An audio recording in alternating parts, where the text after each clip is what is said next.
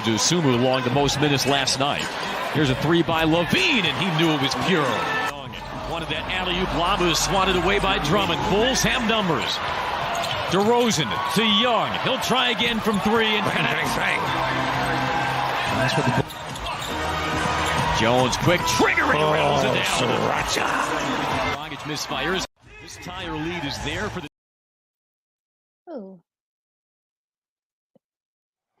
Welcome to the Hashtag Football Friday edition of Second City Sports with your host, Miss Lakina McGee, which is she. I am Cindy Brownhead. That's me. We're live in living color right here on Sports Zone Chicago. If you want to follow yours truly on the Twitter and the IG, you can do so at CK80. You can do so at CK80, SIDKID80. That's SIDKID80. You can follow Makina McGee on the Twitter and Akina McGee on the IG. Make sure you download that Sports Zone Chicago app. You want to know why? Because we said so, that's why. And also, so you can get access to other live shows that air throughout the week. So you happen to miss them, you can go back and listen and watch them at your own leisure. Make sure you download that Sports Zone Chicago app today. Speaking of Sports Zone Chicago, you can follow us on all social media platforms, Facebook, Twitter, Instagram, and YouTube. Please find Sports Zone Chicago on all social media platforms. And you subscribe to our podcast at War on Anger. We are available on all podcast platforms, including the iHeartRadio app. Make sure you type this in your search engine boxes on those podcast platforms. You ready? WARR on Anger. Once again, at War on Anger on all podcast platforms. And give War Media a follow at WARR Media on all social media platforms, Facebook, Twitter, Instagram, and YouTube. Once again, at WARR Media on all social media platforms. And thank you very much in advance for your support. Like, share, subscribe, and tell your friends. We are unapologetically fun, and we have very definite opinions. You have any definite opinions due to our extravaganza we call a Sports Talk Radio Show, you can always hit us up in the comment section at Sports Zone Chicago's Facebook page or at Sports Zone Chicago on YouTube. Type in your questions or comments in the comment section. Lakina will get them up on the screen for you. But if you decide to troll and or do something stupid, I'm giving Lakina full power to give you fools to be a and be a boot. Bye-bye. I love when she says that. But before we begin, we must remind you that you can catch Sports Zone Chicago now available on Roku TV. That's right. Sports Zone Chicago is now available on your Roku television. So celebrate with the squad and get with the program. Sports Zone Chicago is now on Roku TV. If you don't have a Roku TV, but you have a bunch of handheld devices hanging around, your iPad, iTouch, iPhone, your computer, your personal PC, or your Chromebook like I'm using right now, just download that Roku TV app and access Sports Zone Chicago through that avenue. If you already have a Roku TV, just tap on the sports folder and download Sports Zone Chicago through that avenue. So no more excuses. Celebrate with the squad and get with the program. Sports Zone Chicago is now on Roku TV 24 hours a day, 7 days a week, 365 days a year, live and on demand. We got a busy show, Sid, so let's get right to it. Of course, we're going to talk Bears and Eagles, very briefly. The rest of the NFL week 5 slate. We'll talk 15. 15, because it's coming by quick. There's some matchups. It's clearly 3 matches for tomorrow, Saturday, if you're going to be listening to this, re-listening to this. For those of us who are going to be listening to this on War Media, we're going to talk a little bit of college hoops. I don't care if Sid has been watching or not. I told Sid he needs to start watching college hoops. It's the time to do it. Hey, back off, young lady. Okay. But of course, we're going to have our girl Christine Manika to talk about those week 15 picks. Also, some lack of activity from both the Chicago baseball teams, as some top players got some big moolah. But first, we're going to talk some Bulls.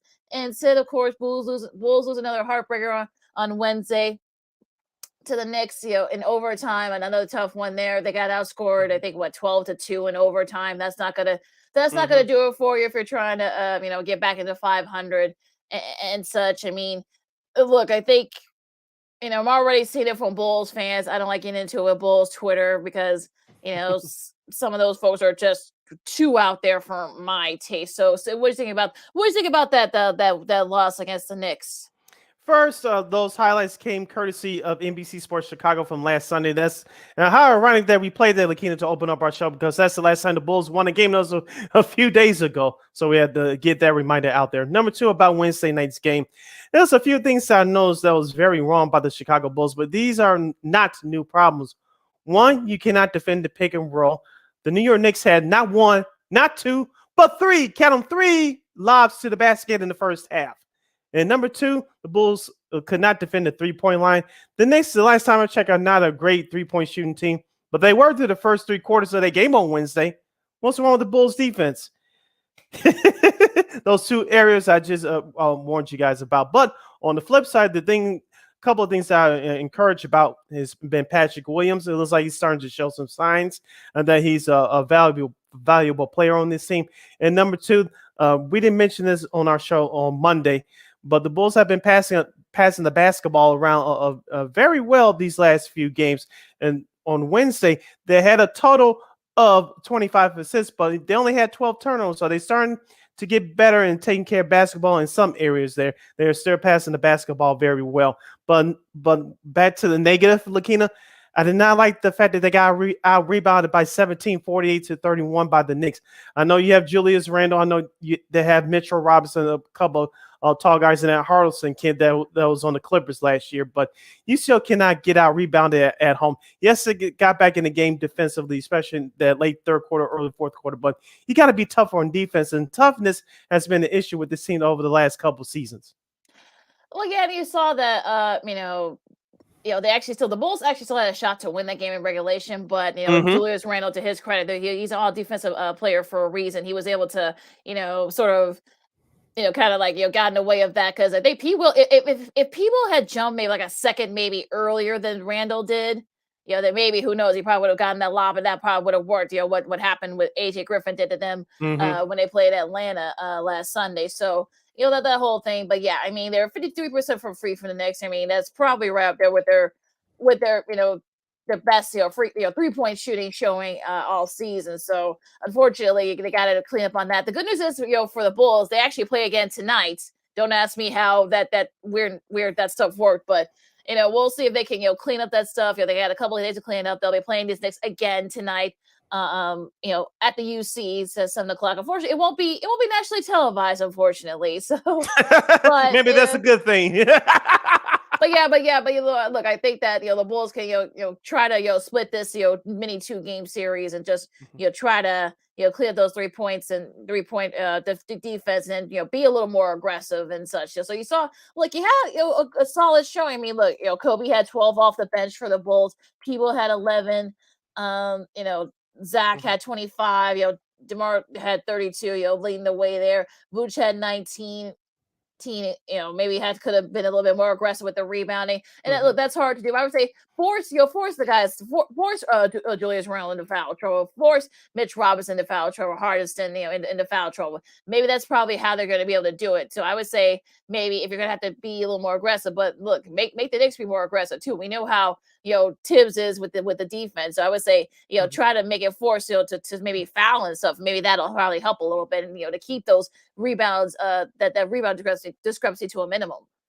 You're listening to the Hashtag Football Friday edition of Second City Sports right here on Sports Zone Chicago. We're live and live in color. Sid Lakina here with you, talking Bulls and Knicks, and we'll have the rest of the week that was in the NBA coming up. Lakina, also too, Jalen Brunson, as we talked about before the season started, he was going to make a big difference with this Knicks team. He has done that so far, and his 30 points was a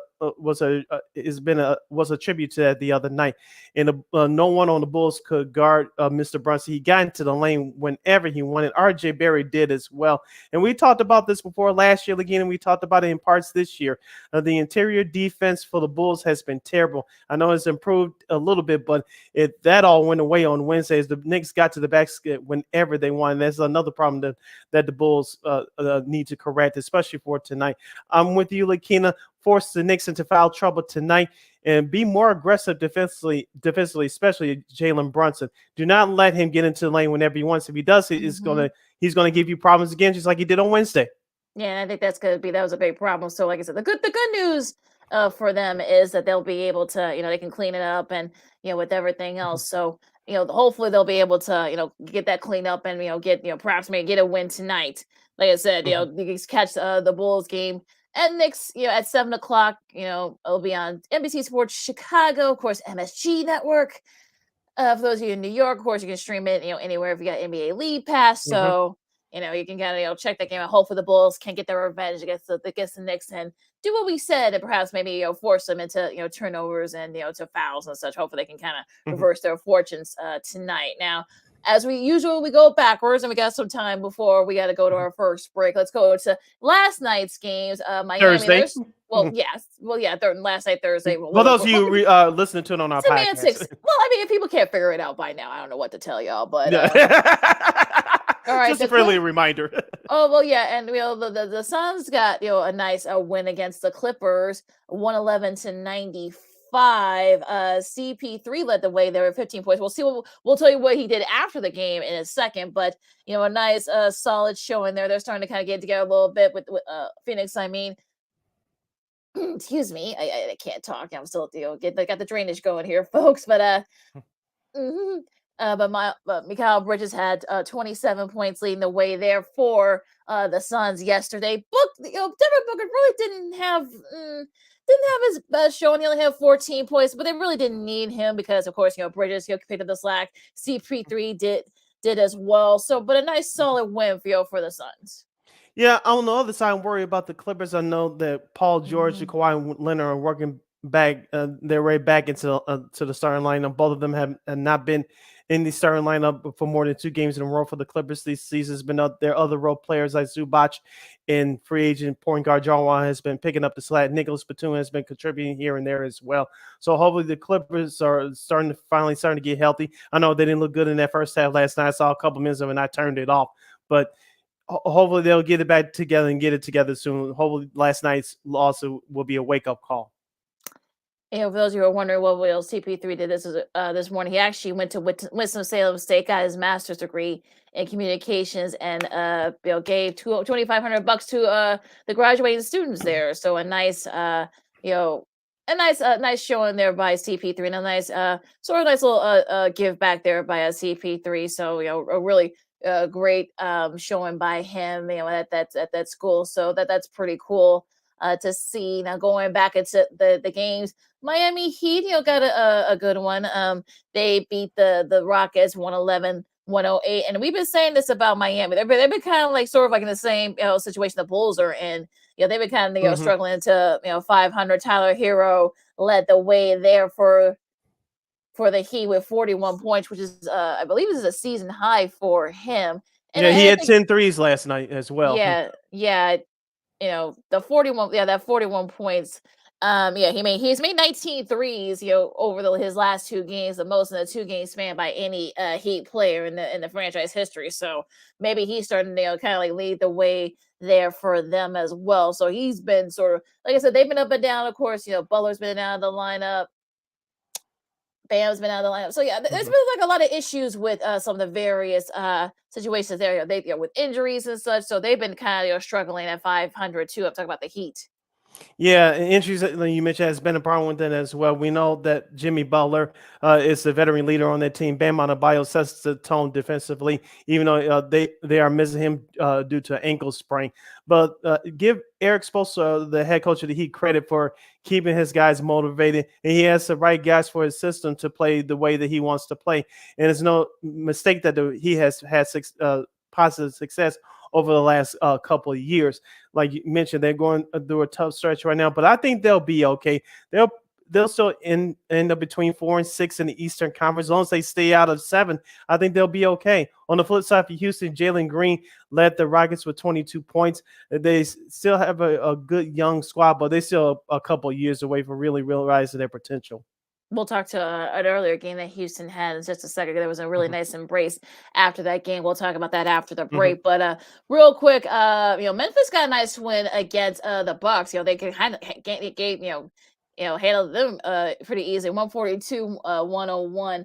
John Morant led the way with 25 points. They've had contributions from various guys off the bench. They had 5 of their bench guys were in double figures. So I think that definitely led the way there as well. So for the Bucks, I mean, if you're a Bucks fan, you shouldn't be. You're 28, so you really shouldn't be too upset. I know Giannis didn't play. That was a rest day for him. So I think it's sort of one of those games. Look, they're 28 right now. So if you're a Bucks fan and you're freaking out that they lost to a really solid Memphis team, I think people need to kind of like just chill out a little bit.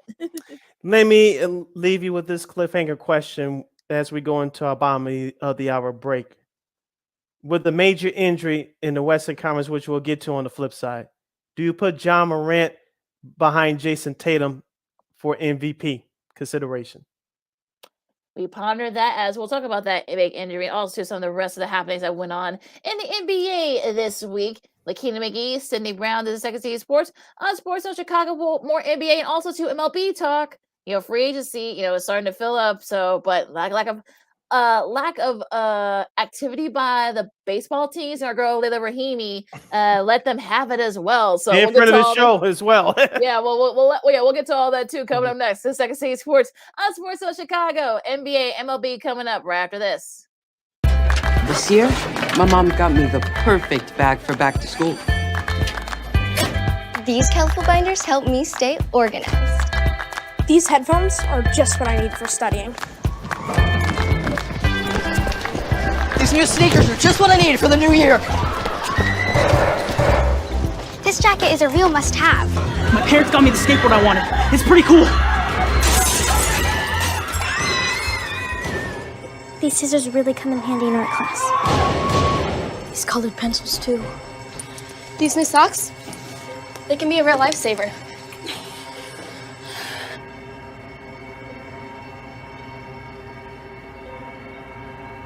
I finally got my own phone to stay in touch with my mom.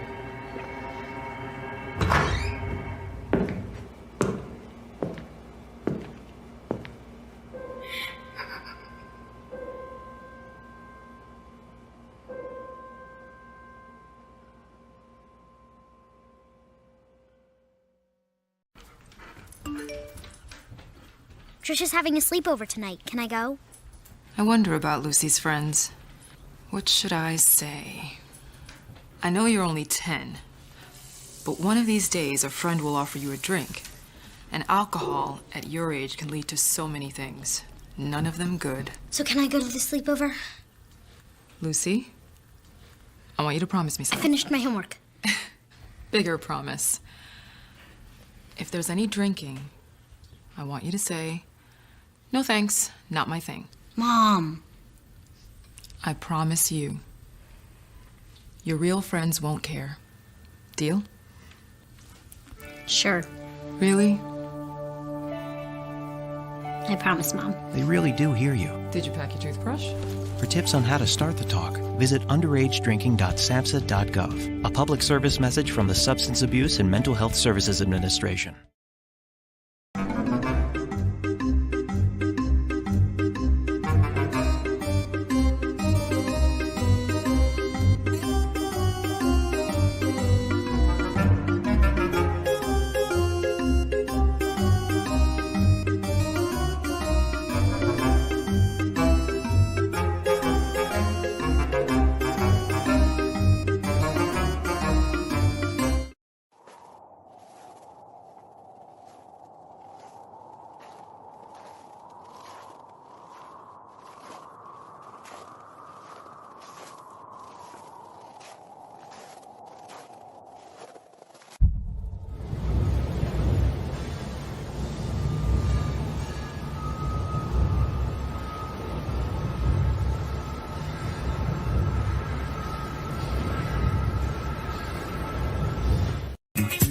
Hey, this is Dr. J, and I listen to Sean and Maya in the morning.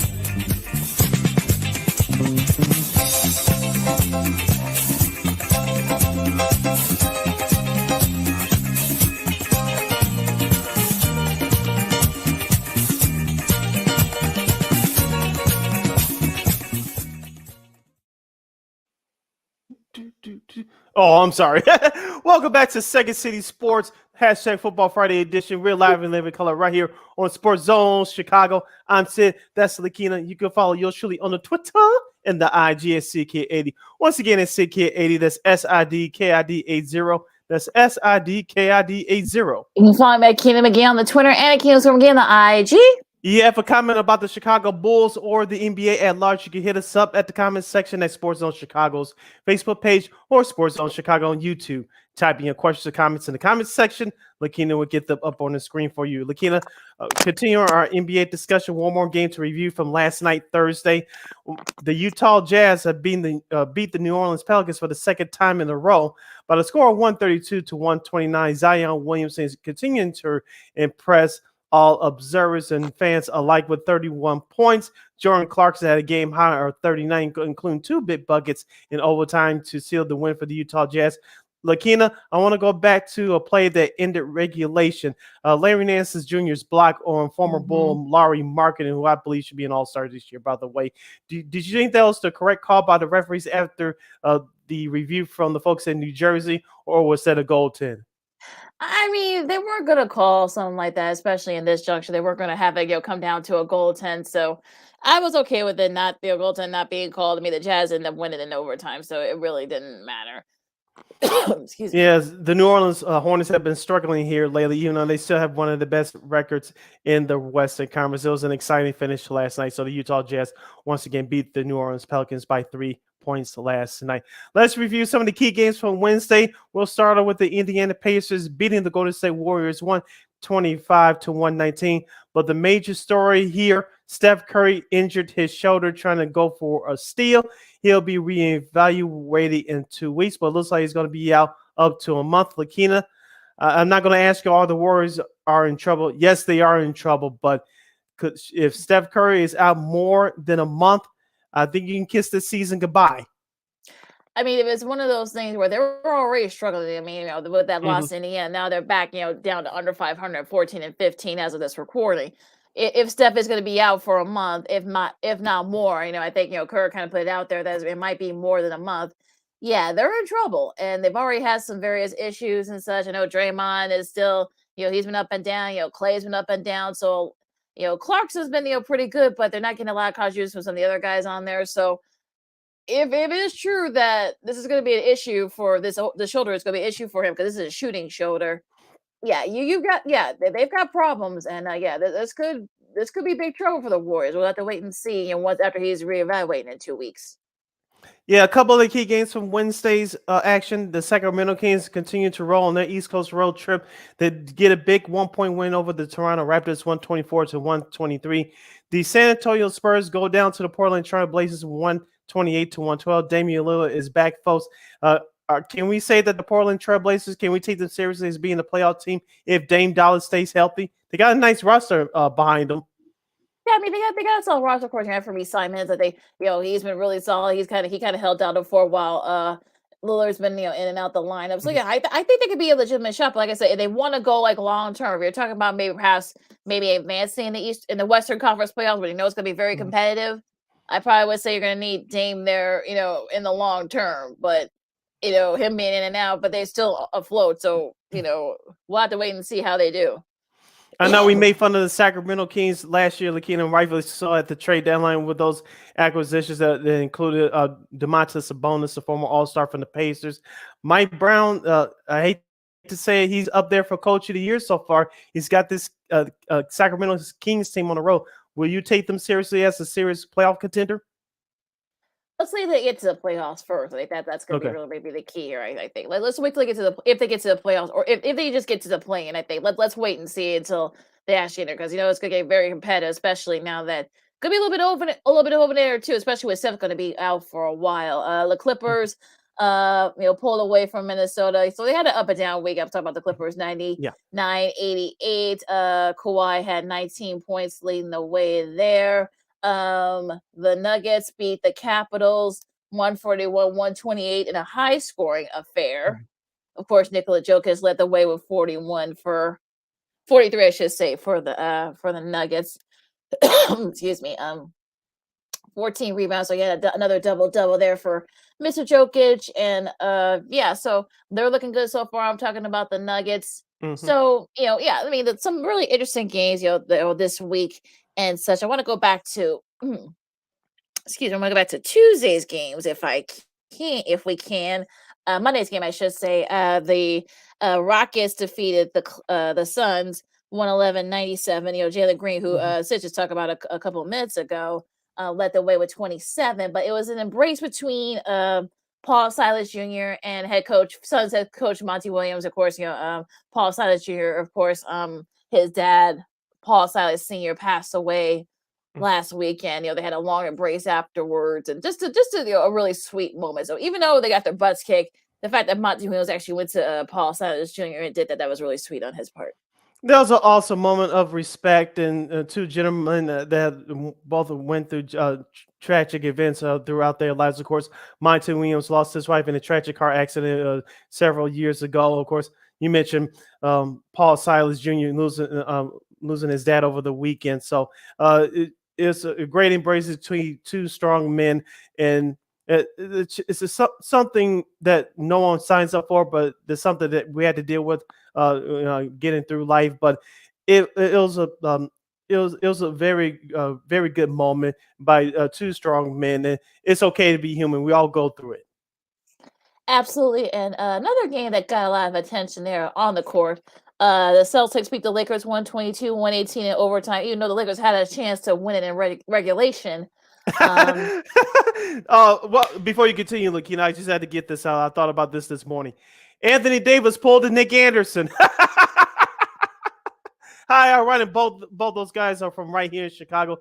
Anthony Davis did it last week at Philadelphia, which the Lakers could have stole that game from Philadelphia, but Anthony Davis did it again the other night with the Celtics coming back to win in overtime, 122-118.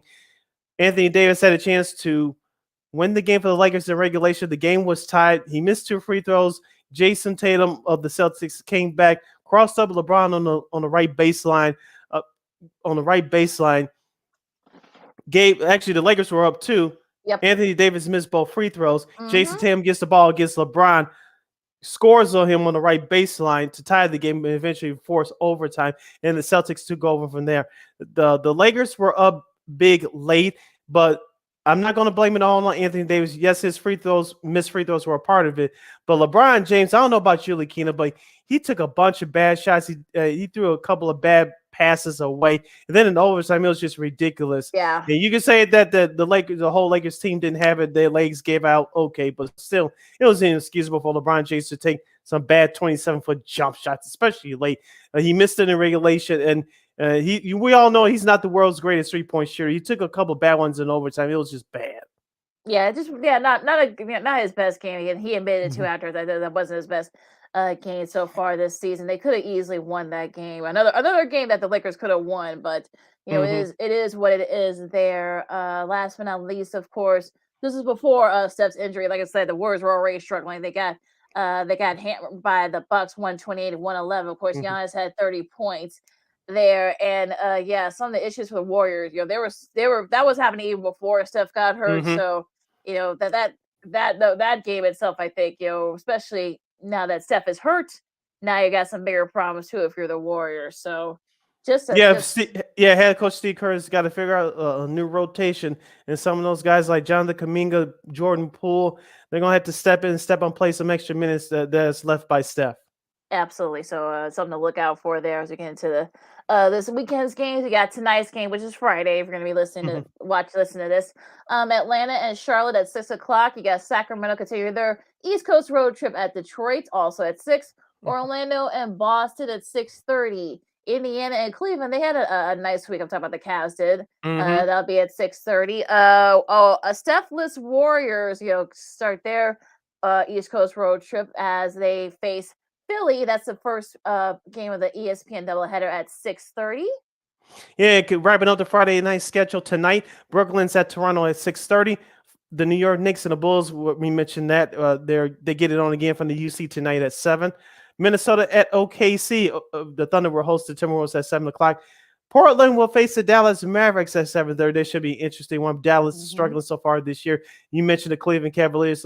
Cleveland beat them on Wednesday in Dallas. Yep. And then wrapping up the ESPN doubleheader tonight, we'll have the Denver Nuggets at the Los Angeles Lakers at 9:00. Despite that loss the other night by the Lakers, and Lakers are still 9-6 after starting the season 2-10. Yeah, so they're kind of on their way up, as they say. So that should be a fun one tonight. AD versus Jokic. That should be a fun one there.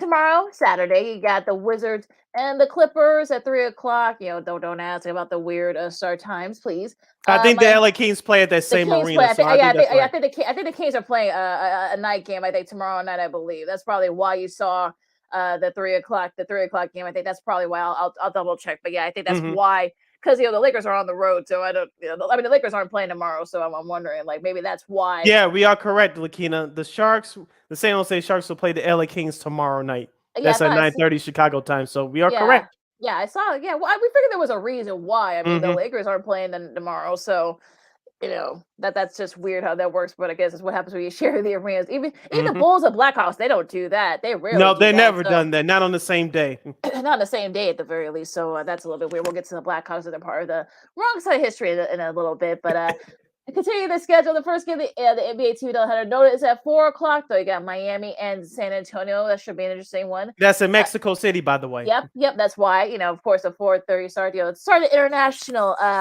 games here for the NBA. The Bulls gonna be involved in one in a couple of weeks. Next month. Next month against Detroit. Oh, an injured Detroit team in London too. Of course, Kate Cunningham is out. So yeah, we'll get to that as it closer and closer. But Miami and Cleveland at 7:00. That should be a fun one. Portland and Houston at 7. You got the Jazz and the Bucks at 7. You got Memphis and OKC at 7, and you got the wrap up that tomorrow night schedule, and also to not necessarily a doubleheader, but this is gonna be the nightcap of that doubleheader for NBA TV. You got the New Orleans, the Pelicans, and the Suns. That should be a fun one. Zion versus Devin Booker and DeAndre Ayton. That should be a fun one between that good young squad with the Pelicans. Of course, the Suns, we know what they do, so that should be a fun matchup. This will be the third. Yeah, this would be the third time these two teams have played within the last 2 weeks. We saw what happened last weekend in New Orleans. So let's see if Zion Williamson could do get a little get back. I think it's get a little get back. This time he'll probably do it in between the legs, dunk from the free throw line. I don't know. I don't think the Suns fans will like that too much, but go on. Wrapping up the weekend schedule for the NBA. Let's go to Sunday at 2:00 local time. We'll have Orlando at Boston. At 4:00, the New York Knicks will travel to Indiana to take on the Pacers. All these are 5:00 starts on Sunday. Brooklyn at Detroit. Golden State will continue the East Coast trip at Toronto. At 6:00, we'll have the Bulls taking on the Minnesota Timberwolves. I guarantee you this, Pat Williams won't score 35 again against these guys. Well, look, they're still having a lot of injury issues too with the T-Wolves. So no Cat, and I know they got a couple other guys that are out too. So this might be a chance for the Bulls to sort of steal one here. Yeah, you would think. Wrapping up the Sunday night schedule at 7:00, we'll have Charlotte at Denver. And at 8:30, the Washington Wizards will stay in LA. This time they'll take on the Los Angeles Lakers. And that is your schedule for the NBA. You're listening to Second City Sports on Sports Zone Chicago. Lakina McGee, Sydney Brown with you. We're going to switch gears here, go to the Diamond, and talk some MLB free agency. Okay, well, we'll start. What do you want to start? You want to start with our girl, Layla Rahimi's, not rant necessarily, but kind of giving both baseball teams a little bit of the business, or do you want let's start with this since you brought it up. Yeah. Okay. Let's start there. Okay, a viral, I don't want to say rant because, she's like far from like a ranting person, but our girl Layla Rahimi, of course, NBC Chicago, of course, their main sports anchor. They're one of their main sports anchors. They're also too, of course, she occasionally co-hosts Bercy and Holmes on the 670 The Score. Of course, she's filling in for Lawrence Holmes. So of course, he usually takes this time off this time of year. Now you saw on Wednesday, she was sitting in with Bernstein, and of course you saw all the monster contracts. Carlos Correa got a 13-year, 350 cent deal with the Giants. Let me pull it up. Yep. Let me pull it up real quick. I know there were some other big signings. Here, of course, Jose Abreu got the 3-year deal with Houston.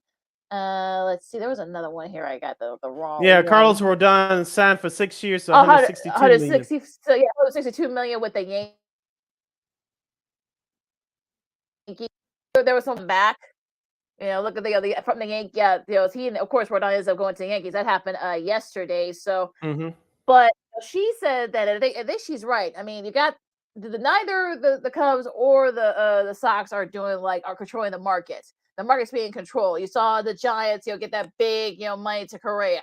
You're seeing a taste of what they're doing, these big contracts. Noah Syndergaard, ended up going to the Dodgers for a nice little moolah there. So, you wonder like why is it? I know that that the Cubs. I know that Tom Ricketts said that he told Jed Hoyer to open up the playbook. I mean the paycheck, if you will. Mm-hmm. Apparently, the Cubs weren't even in consideration with Correa. So I don't know what happened there. Now they could get Dansby Swanson.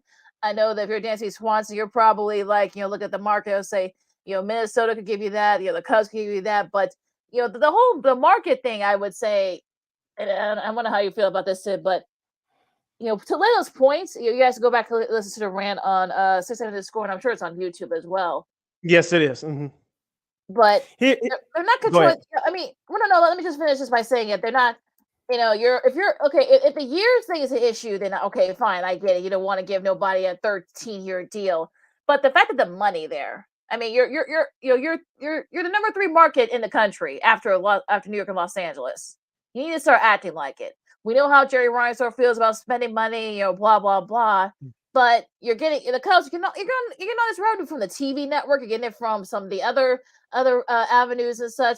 But yet you're still like, okay, if the years thing was an issue for Jed, I think okay, yeah, okay, I'll give you that. But you're gonna like she said, you're supposed to set the market, and neither baseball team is setting the market right now. And I think that's probably where I think a lot of disdain is coming in for Cubs and White Sox fans. To the Cubs first. Now, if you didn't want to spend that kind of money on Carlos Correa, who's I believe is in his early 30s, at least late. I think he just. Let me look at that. I think he just turned 33. Wait. I just he just turned 30, but I'll look it up real quick. But go on. Okay, yeah, he's in his early 30s. He's only 28, so he's only 28.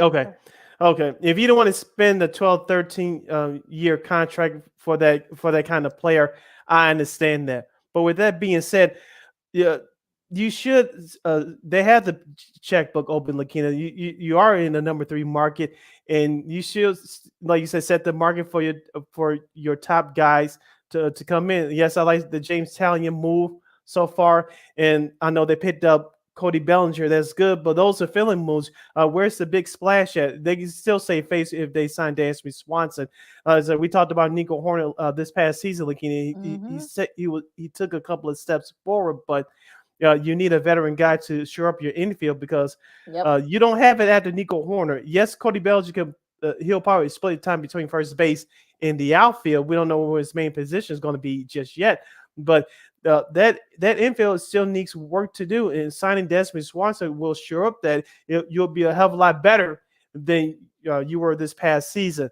Now, on the south side, we said this during the rebuild, Lakina. We've been saying it for the last couple of years. The Reinsdorf group has money. I know season ticket numbers are down because of the way the team performed this past season, but I know some Sox fans want Reinsdorf to sell the team right now. That's not going to happen. Just like the McCaskies and the Bears, they're not going to sell the team. So I hate to say this, but get over it. But the White Sox should be more aggressive. But Reinsdorf is very conservative over there. I'm sure that Rick Hahn wants to do more, but he has to follow the orders of his of ownership. And his hand is tied to an extent. Now, I'm not excusing Rick Hahn for everything, because you still have to make trades and things along that line. But the White Sox still should be better than what they are right now. You still need a second baseman.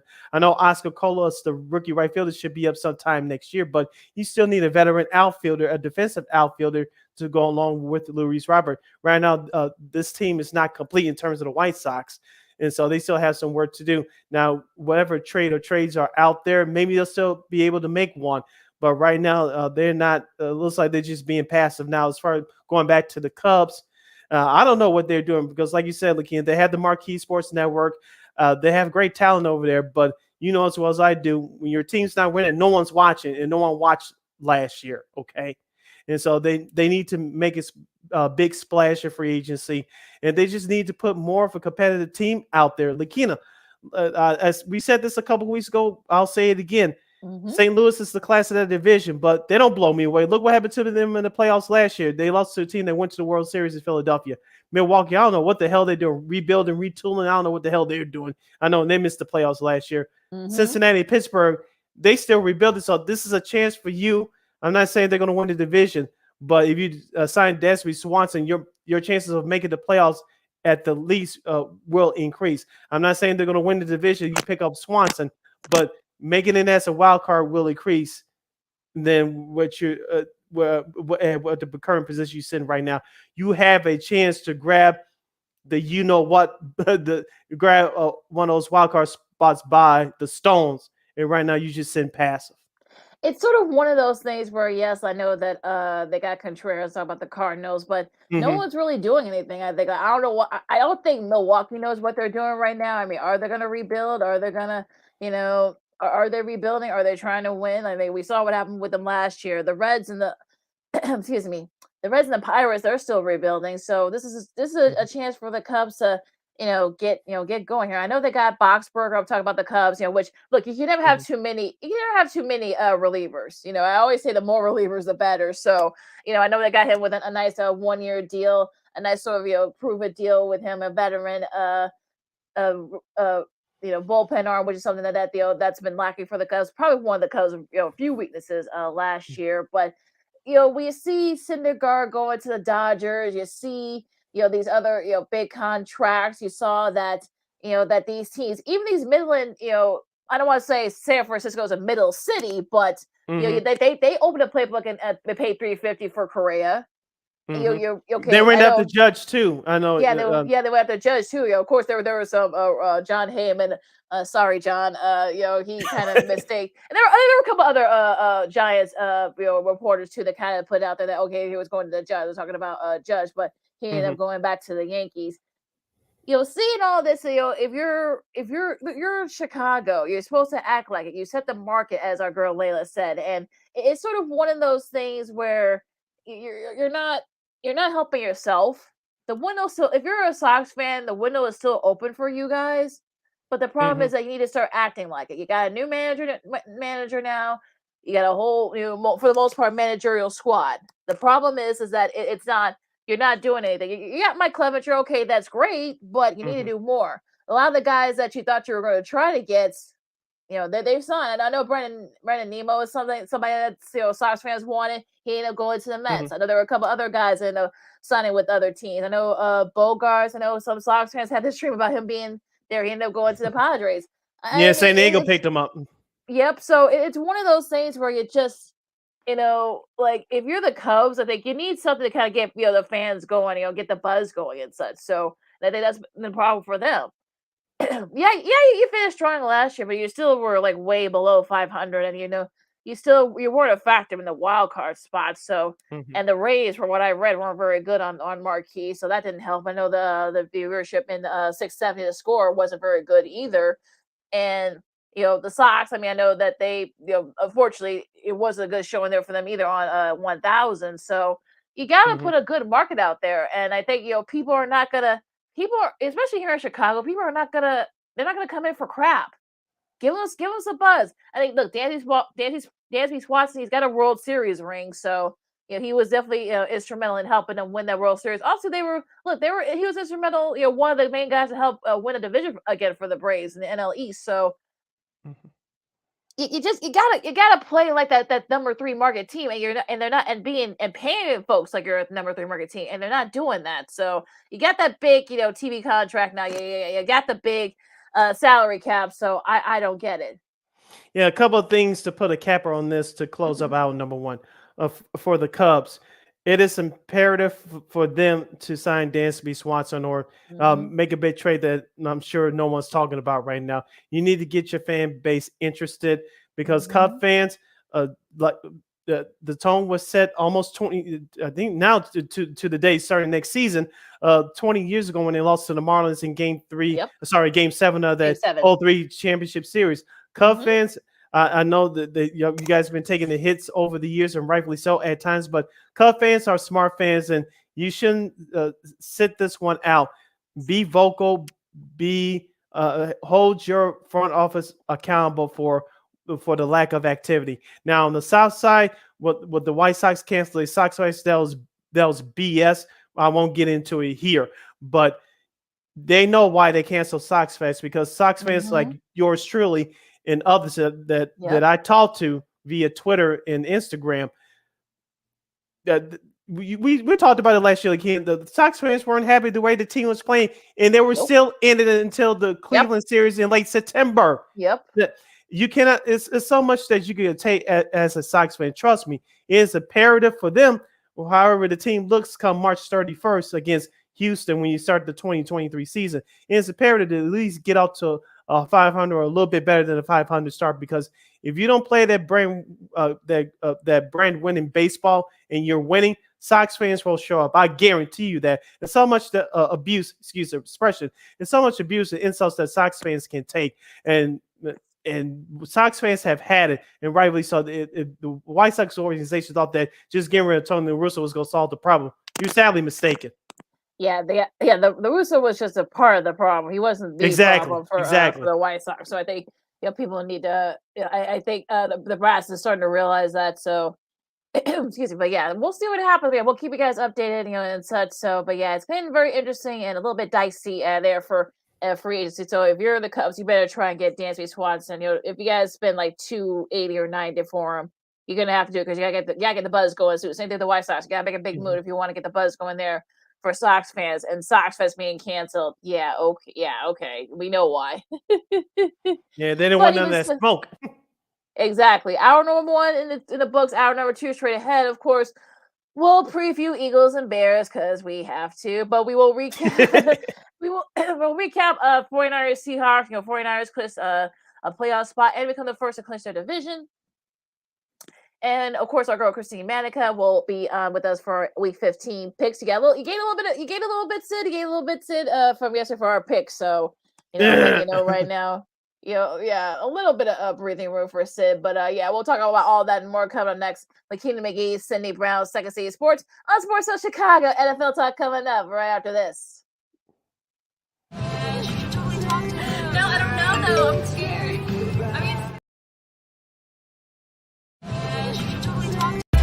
This year, my mom got me the perfect. No, I don't know though. I'm scared.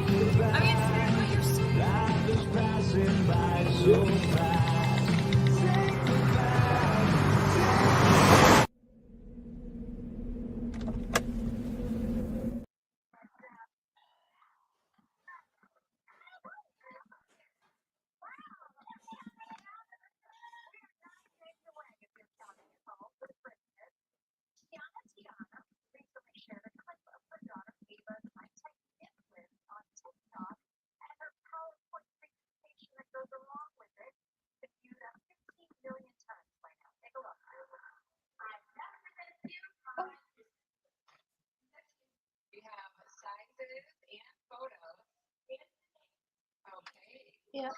so Yeah, wait, what?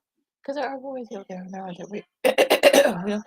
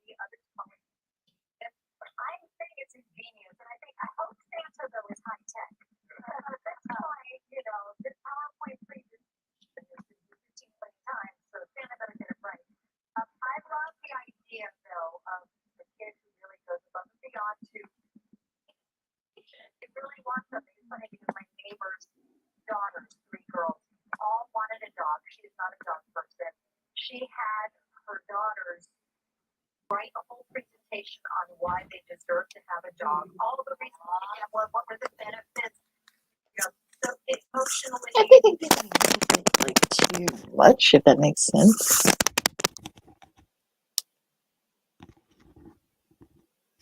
All right, hour number 2 of Second City Sports. We're live and live in color right here on Sports Zone Chicago. Excuse me for my tardiness, folks. That's Lakina. You can follow yours truly on the Twitter and the IG at CK80. Once again, at CK80, that's SIDKID80. That's SIDKID80. You follow me at Kenan McGee on the Twitter and at Kenan McGee on the IG. We have less than an hour left of this extravaganza. We call it Sports Talk Radio Show. If you have any questions or comments for us, you can always hit us up in the comments section at Sports Zone Chicago's Facebook page or Sports Zone Chicago on YouTube. Type in your questions or comments in the comments section. Lakina will get them up on the screen for you. Lakina, I'm not going to say let's do this as fast as we can, but we'll do our best diligence to give you a quick preview of this Sunday's Philadelphia Eagles Chicago Bears contest that will take place on the lakefront. At high noon on Fox TV, the Philadelphia Eagles coming in with an 11-2 record. They'll 12-1 record, I should say. They'll take on the 3-10 Chicago Bears. Lakina, Jalen Hurts, in my opinion, is your front runner for MVP right now. I think the storyline will be Justin Fields versus Jalen Hurts, but I want to focus in on the Bears defense first. I know they're coming off a bye week. I think they'll play better. But how much better, we don't know. We'll find out on Sunday. But one of my main questions for this Sunday's game is, how will the Bears defend Jalen Hurts? Will you play some type of zone coverage against him? Can you keep him in the pocket? The Greg Sanborn and Lakina is trying to break up that fan club there for Bears fans. How will he do against Jalen Hurts? Will he be a spy against Mr. Hurts? And how will you defend Devontae Smith and A.J. Brown? We know the Bears' secondary is depleted with injuries right now, so it's going to be tough. I think the Bears are up to the challenge, but it's going to be tough. And will Philadelphia take the Bears lightly? I don't see that happening, but I don't know. Maybe you'll give a better forecast than I can. The whole thing. I know that. Look, I think they'll play a little bit better because they'll be fresher. They're coming off a bye, and usually that's what happens when teams come off byes. So you're a little bit fresher. And such, but look, you got Hurts, you got Miles Sanders, AJ Brown, in addition to Devontae Smith. People forget about that. They got a really solid old line. I know that they've got guys that are a little bit banged up, but it looks like they are going to play. Their defense is really good. Of course, you got Fletcher Cox, you've got James Bradbury among others. Darius Slay, probably. Of course, Bears fans remember Slay from his years with Detroit. Mm-hmm. It's gonna be tough. Now, look, do I think they can keep it close because the fact that they're gonna be fresher and such, they're coming off a bye? Yeah, I think they can. Look, you're gonna have the number 2 team, from Fox, of course, and Joe Davis and Moose Johnson, of course. It's pretty slim pickings on Sunday with some of these games, but look, could they keep it close? Sure, but will they actually, win it? I know our buddy Marshall Harris from CBS 2 Chicago. I know he kind of put it out there that he thinks that the Bears could upset the Eagles. Don't think that's going to happen. Of course, you got one team that's breathing down the Eagles next. That's going to be right there. We'll talk about them in a second. But yeah, I think for me, I think look, it's going to be all about slowing them down. And I think look, the Eagles know that they have to keep winning. I know that some people are saying that they're 12-1 because of their scheduling. Look, they don't have no control over their schedule. They can't control which teams are going to be bad or good. So they can't help it. They're 12-1. People need to kind of just chill on that. Take a look at the rank. Go ahead. I think just real quick. Do I think that they could? Do I think they'll play down their competition? I don't see that happening. That doesn't seem like something that Philly would do. You probably say they did it against the Colts a couple weeks back. They were able to come back and win that game, maybe. But I don't see it happening. I don't. Take a look at the rankings for both teams coming in on offense. The Bears are ranked 22nd, while the Eagles are ranked 3rd. On defense, as you mentioned, some of the key guys from the Eagles are ranked number 1 in total defense overall in the National Football League, while the Bears check in at number 19. In passing, the Bears are ranked dead last. No, not a shock there. While the Eagles rank coming in at number 14. In the rushing department, the Bears are number 1. The Eagles at number 2. We both know why, because of their quarterbacks take up the majority of those rushing yards. On the flip side, Lakina, for Chicago, what's the game plan going to be for Justin Fields? Hopefully he doesn't run as much. He's still dealing with that bad shoulder, folks.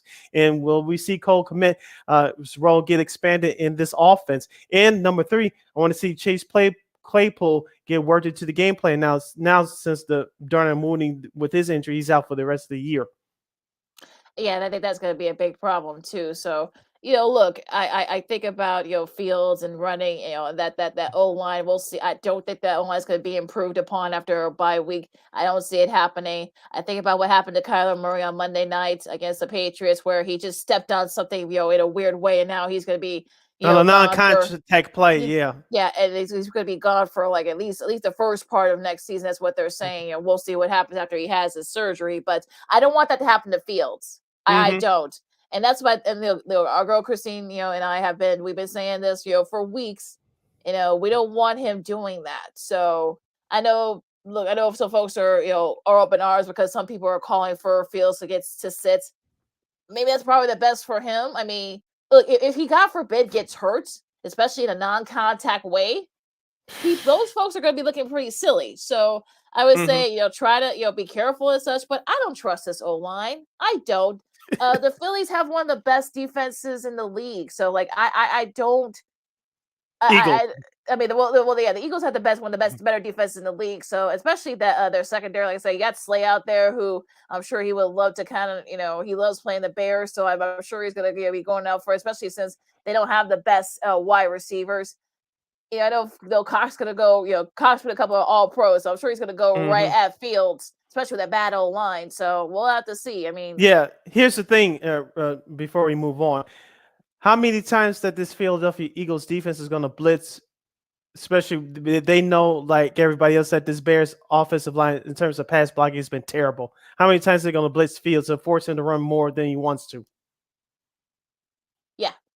Man, I think that's going to be really the thing here. They feel like, the blitz, like you got to think, look, that's a defensive-minded coach that they got with the Eagles. So I'm sure he's going to be, dialing up the blitzes and such. So I'm wondering, like, are they going to go? And they look, Nick Sirianni, like I say, is a defensive-minded head coach. So you got to think that he's going to, be dialing up the blitzes and such. You're going to try to blitz Fields and try to force Fields to run. And hopefully he doesn't step on anything weird, especially with that Soldier Field turf. So again, I like I said, I think it's going to be an all-out blowout. No, but I do think that it's going to be. It'll be interesting though. But I feel like I think the Eagles know that they still got a lot to play for. They can still, they've clinched the division already. I believe. They can clinch they can still clinch or get close to the number 1 seed. So they got to keep winning. So we'll see. I mean, like I said, let's just move on, because let's talk about Second City Sports on Sports Zone Chicago, like Keenan McGee, Sidney Brown. What are your synopsis for the Eagles Bears game? Do you even care at this point about the at this point? Just comment on our Facebook and the Facebook and YouTube, on Sports Zone Chicago through the various avenues and such. So we want you to tell you guys, give you guys opinions on that. Now going into yesterday's game, Thursday night game, I didn't watch a single minute of this game because I figured I didn't think it was going to be a blowout, but I knew it wasn't going to be, really good. The 49ers beat the Seahawks 21-13, and of course the 49ers win the division again. The NFC West is their first division title since 2019, and the first time they've clinched the division in week 15 or later since 2011. Brock Purdy, of course, 217 yards and 2 TDs. He was actually 9 for 9 in the first series, which led to that touchdown. Could have been more because of some calls and such. I think there were other things going on there, but we won't go there. You don't say. Geno Smith had a touchdown pass and threw for 238 yards. The running game, they only ran for 70 yards, so that's not going to help do it for. I know Kenneth Walker III was in and out of the lineup because of injuries and such, but Christian McCaffrey proven to be a big pickup for the 49ers. 108 rushing yards, a touchdown. George Kittle had 2 TDs, so if you got him in your fantasy team, you had a nice start to your fantasy playoffs. I know some of you guys are probably in the playoffs right now. Yesterday, it was really their defenses. The San Francisco defense sacked Geno Smith 3 times. They're 10-4. Talking about the 49ers. Well, we won't get into the whole thing. Is Brock Purdy the next QB, big QB? We're not going to do that because we're going to. It's silly that their folks are already anointing him as the next QB. But we won't get into all that. But yeah, what do you think about the 49ers and this game last night, Sid? Well, they're doing it without Deebo Samuel, and he should take the rest of the regular season off because, especially like you said, if the other teams in front of him will stumble in the 49ers keep winning, they can perhaps end up with the number 1 seed. But I think, me personally, I think they have a better chance, obviously, at a number 2 seed. But with that being said, the 49ers defense showed up last night. We talked about Seattle's injuries over the last couple of weeks. Lakina, I know Kenneth Walker III made his return last night. He had 47 yards on 12 carries, but it just wasn't enough. That 49ers defense, as we said for the last few weeks, watch them get healthy. When they get healthy, they'll be dangerous. And they were dangerous last night. You mentioned they said Mr. Geno Smith 3 times. Fred and Warner, one of the best young linebackers in the game. Mm-hmm. He did his thing last night. The secondary is on point right now, so it was basically led by their defense. Now with Brock Purdy, no, I'm not going to jump on the bandwagon and say he's the next this and the next that. I'm gonna leave that alone. But we'll ask you this, Lakina. Assuming that the news is true that Jimmy Garoppolo can return for the playoffs, the Kyle Shanahan is not asking Brock to do too much right now, and so far he's been doing the job. If Jimmy G is healthy enough to come back to participate in the playoffs, do you start him or do you stick with Brock, assuming that he doesn't go for a downturn in these next 3 games to close out the regular season? Yeah, they got the Commanders, the Raiders, and the Cardinals will finish up the all the winnable season. games. Winnable, and I think, look, as long as Purdy doesn't make any big mistakes, his job is to make sure that everything stays on course until Jimmy G comes back. That's his only job. Don't make any. If he does that, I'll stick him as a starter. I mean, you could, but you want that experience, and Jimmy G has that playoff experience. Purdy doesn't. So that would be the only reason why I would say, look, bring Jimmy G back out if he's healthy. That's the only reason. I want someone that I know.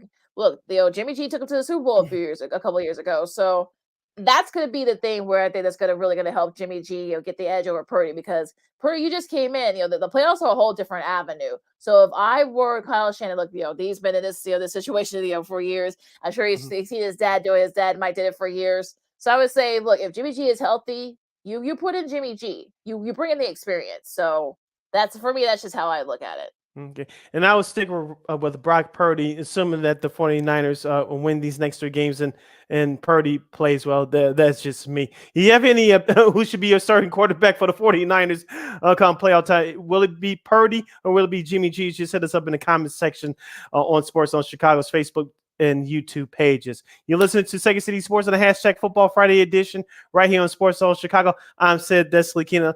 Lakina, let's continue the NFL talk. I saw this on the social media pages via the Twitter and the Instagram from the NFL the other day. I want to ask you this question and to our listeners and viewers out there. Who should be the Offensive Player of the Year? And we have 5 candidates. And I'll give you each candidate's breakdown in terms of their numbers so far this season. Number 1, Justin Jefferson for the Minnesota Vikings. 99 catches for 1,500 yards and 6 touchdowns. Number 2, Tyreek Hill for the Miami Dolphins. 100 receptions, over 1,400 yards and 6 touchdowns. Josh Jacobs, 313 touches, which is ranked first in the National Football League. He has over 1,400 rushing yards, and I believe he leads the league with 11 rushing touchdowns. Number 4, Travis Kelce, 81 catches, over 1,000 yards. Once again, he has 12 touchdowns. And number 5, Stephon Diggs, 94 catches from the Buffalo Bills, 94 catches, over 1,200 yards receiving, and 10 touchdowns. See, for me, I would say, look, it's going to be really how they finish, because, like I said, I don't think I can make a decision right now since we only got 3 weeks left in the regular season still. Or 4 weeks. I know some teams got 4 games left, but yeah, I can't really answer that right now. I can't, because a lot can happen. You got injuries, lack of production. So I think for me, ask me this question again in 2 weeks. Right now, I really can't. All 5 of them, you can make a case for. I would say maybe Justin Jefferson is the front runner right now. I would say maybe it Hurts right behind him. We could probably reverse that order, and you'd be okay with that as well. Like I said, I would say let's wait till it works out for these next 3 or 4 weeks, because I think for me that's really going to be the tell. I think right now I don't think you can really make a big decision. Jacobs has kind of emerged late. I know he didn't really have a good showing last week, but at this point I think he really can't. I don't think he can really pick anybody right now. If I had to pick someone right now, it would be Justin Jefferson because Kirk Cousins. I know Christine, the Queen Manika, she'll be coming up during our next break. She hates Kirk Cousins, but let's be honest, Kirk Cousins has played well this year. He's having a Pro Bowl season. He hasn't turned the ball over as much. So Justin Jefferson's numbers have been better, and thanks to new head coach Kevin O'Connell in that system, Justin Jefferson has taken another step. So if I had to pick out of this group right now, who's your offensive player of the year, it would be Justin Jefferson. He's one of the best young wide receivers in the game, not the best young wide receiver in the game right now, and he's displaying it right now. Stephon Diggs, we know what he can do, and yes, he's the second MVP on that Buffalo Bills team besides their quarterback Josh Allen. So we know that he can bring. Like I said, Travis Kelce's been there for years, but Kansas City, they still could be beat even with Travis Kelce doing what he does. And like I said, Josh Jacobs, he's having a phenomenal year, but I think he's going to get pushed out because with that bad loss last Thursday night to the Rams. I think that's going to cancel him out. It's not all Josh Jacobs' fault. It's the way the team has started, but in Tyreek Hill, he can still be up there as well. But we'll see what they do against a good Buffalo Bills team on the road this Sunday. And it's supposed to snow too. We'll get to that in a second. We're gonna have a big snowstorm in Buffalo again. Not as monster as it was a few weeks back. We're gonna get like 5 feet. They're only gonna get about like 8 or 9 inches, but it's gonna be cold. It's gonna be blustery there. So we'll get to that in a second. But so tell us what you guys think. Like I said, if you're like me, you think, look, we can't really make any assumptions, right now. So for me, I think that's just, for me, I think at this point, like you can have your favorites, but I think it'll probably change at a drop of a hat. Now, going to some of these games, of course, we got some games tomorrow. We'll get to our picks after the break. But Ravens and Browns. I mean, look, it looks like Lamar Jackson will miss again. It looks like Tyler Huntley will be back. He's been cleared concussion protocols. Excuse me. I know the Browns. They think they had some of an outside shot if they went out. A lot of stuff had to happen behind them. Ahead of them, I should say. But I look. This could be one of those ugly games. I feel like. If you're Huntley, you just want to keep doing what you're doing. Just keep, like I said, keep the train on the tracks, and should be able to win this game. And look, the good news is for the Ravens that guys are getting healthy again, which is good. So this might be the last game that the Mara miss, to go into next week. But again, I think for me, this Ravens Browns game might be interesting. Now, as far as the late game, that's the Dolphins Bills, they play tomorrow night. Not Sunday, tomorrow night. 9 feet is not 9 inches, so I should say, as is expected. Of course, it's gonna be very cold there as well. So weather could be a factor if you're the Dolphins. I know that the Bills are going to be wanting to gun for getting revenge from that matchup from earlier in the season. I think for me, I think you're trying to keep pace. You're trying to keep the Chiefs at bay, so you got your own issues there. But yeah, I think for me, this could be like another one of those crazy, especially if the weather's gonna be as bad as everybody predicts it's gonna be. Going to that Buffalo-Miami game first, it's going to come down to the running games for both teams. And Lakina, I've been saying this since last year. I'll say it again. If Josh Allen is your team leading rusher by season's end, that's going to be a problem. Where's Nate Singletary? Where's some of the other running backs they have on their roster? Let them run the rock. And don't forget, Josh Allen still has that bad right elbow injury. So I hope Sean McDermott, the head coach, knows that and keeps Josh Allen from running the ball as many times as he normally does. So it's going to come down to the running game for both teams. And who's going to create those turnovers on defense? This is where Buffalo's defense needs to stand up. Despite the potential bad weather, we're going to see what this Buffalo's Bills defense looks now without Von Miller, who's out with an ACL injury for the rest of the year. Who's going to step up? Yeah, I mean, we'll see. We'll probably see more of Devin Singletary. So, we'll see, especially with them. But yeah, I mean, it'll be interesting though. Like I said, I mean, if the weather's gonna be as bad, if I'm Buffalo, I would say try to take advantage of that.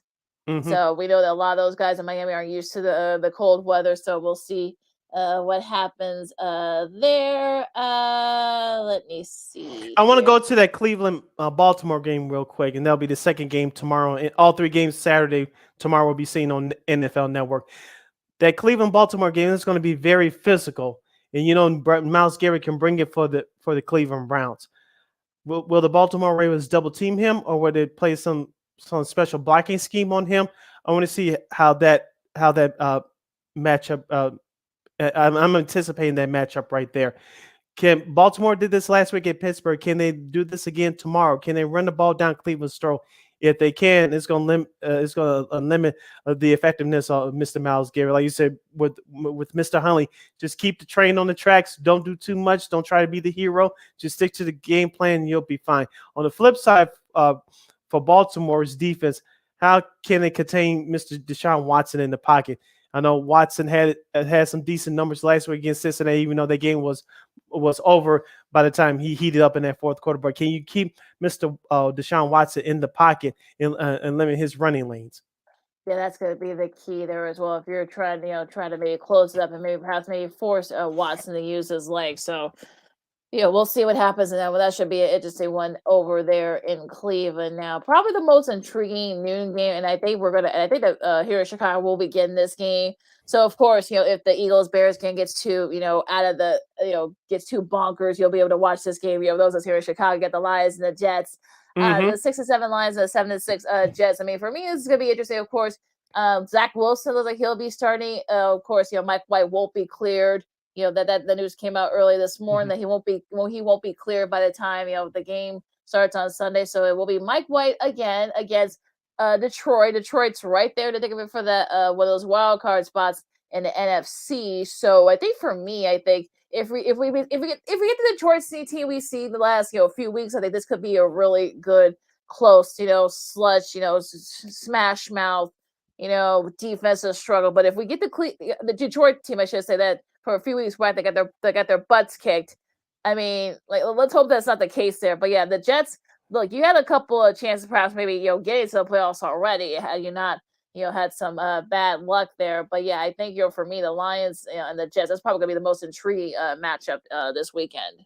Yeah, it's going to come down to quarterback play. One, how much has Zach Wilson learned of being a bench for these last 3 weeks? Because if he has another bad game, it drops to just to 7-7. But those fans there in MetLife Stadium going to let him have it, and he's going to need national security and then some to exit the field peacefully. I'm using air quotes here, peacefully, if he has another bad game. But on the flip side for Detroit, it's going to come down to this: the running game, especially with Jamal Williams, the former Green Bay Packer. He's had a nice year. And number two, that Lions defense who has been terrible all year. Shout out to Aiden Hutchinson, their rookie defensive end out of Michigan. But outside of him, that Lions defense, especially the secondary, has been terrible all year. Can that Lions secondary in particular make a play late? Yeah, I think that's going to be Can they create a turnover? Yeah, that's beside that they haven't been able to do that late in games. They've done it very well in game, but yeah, they've been doing it late in games. So yeah, that's going to be an interesting one. Their Bengals and Bucks. I mean, I think that's going to be supposed to be the game of the week. Yeah, for CBS, Jim Nantz and Tony Romo and crew will be down there. Lakina, Tampa Bay, I know Tom Brady there's been talk about Tom Brady's running the organization now, and there's been stories flowing out there. Maybe or maybe not. We'll get into it with Christine in the next half hour. But as far as this game goes, can they score more than 16 points? I know Cincinnati's good, and they've been picking it up the last few weeks, just like they did around this time last year. But can the Tampa Bay score more than 16 points? It's been a struggle for them all year, and it makes no sense. I mean, the defense for the Bengals, I mean, they're okay. They're not the best. Right. So if you're Tom Brady and the rest of the offense, this could be like a nice way to kind of get a little bit of kick back there.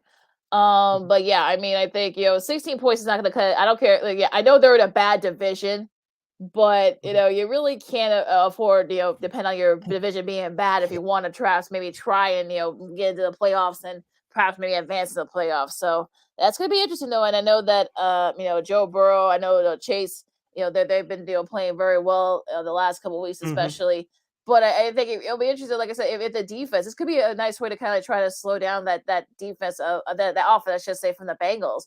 And if you're the Bucks, I mean, look, the Bengals, like I said, that defense, they're not the best. I mean, like I said, I'm not gonna say they're terrible, but they're not like in that top tier with the 49ers and the Eagles. So, if you're Tampa, I think this could be a shot to perhaps maybe make it an interesting game. Perhaps maybe make that big play on defense. Get one of these defensive guys to intercept you and intercept Joe Burrow pick. Get a pick six from him. So that's gonna be really like the thing there.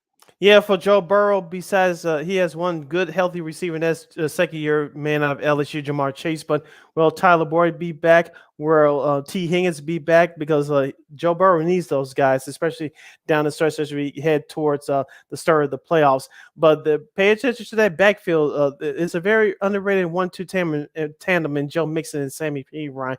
We know the Bucs defense, especially their run defense, has not been good all year. So pay attention to the running game for Cincinnati. You mentioned on the flip side for Tampa, can they score more than 16 points? Can we give Chris Godwin the damn ball? And what's happened to Mike Evans over the last month? We haven't heard his name a lot, so exactly that's gonna be like really the big thing there. But yeah, it'll be interesting to see what happens. But yeah, it should be an intriguing one there. That's gonna be the game of the week on CBS. Of course, CBS has a doubleheader this week, so that'll be interesting though, nonetheless. Now we're gonna take a really quick break.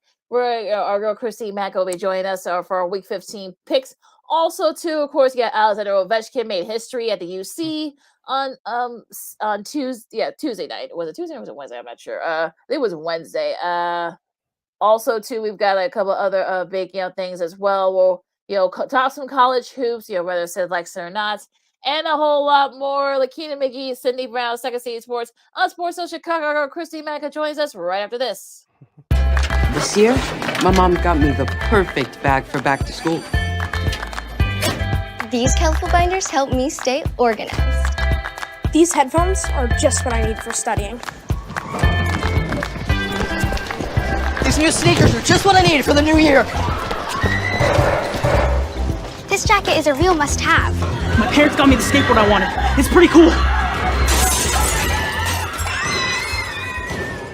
These scissors really come in handy in art class. These colored pencils, too. These new socks, they can be a real lifesaver.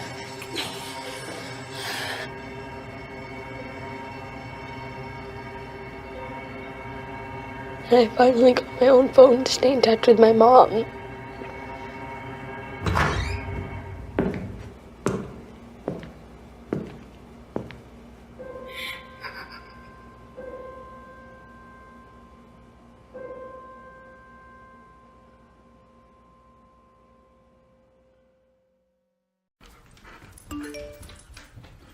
Trisha's having a sleepover tonight. Can I go? I wonder about Lucy's friends. What should I say? I know you're only 10, but one of these days a friend will offer you a drink. And alcohol at your age can lead to so many things. None of them good. So can I go to the sleepover? Lucy, I want you to promise me I something. finished my homework.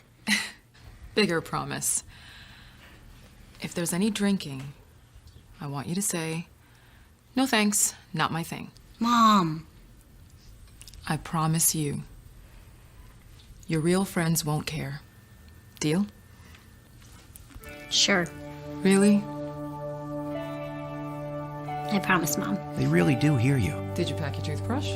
For tips on how to start the talk, visit underagedrinking.samhsa.gov. A public service message from the Substance Abuse and Mental Health Services Administration.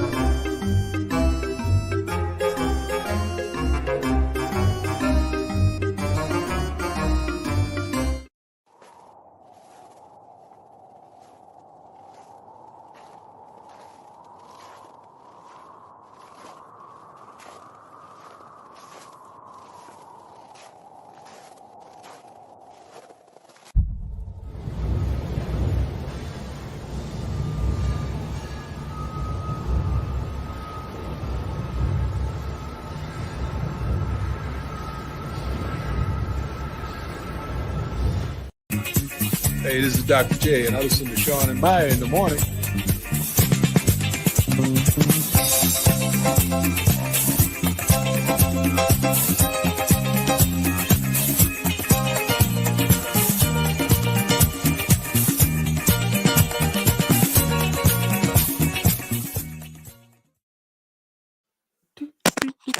Oh, I'm sorry. Welcome back to Second City Sports on the hashtag Football Friday edition. Real live and living color right here on Sports Zone Chicago. I'm Sid. That's Lakina. We're spending our last break of the day and last break of the week right here with you guys as we get set for our Week 15 NFL picks. But before then, I could tell you that yours truly, you could follow me at SidKid80. Once again, at SidKid80 on the Twitter and the IG. SIDKID80. SIDKID80.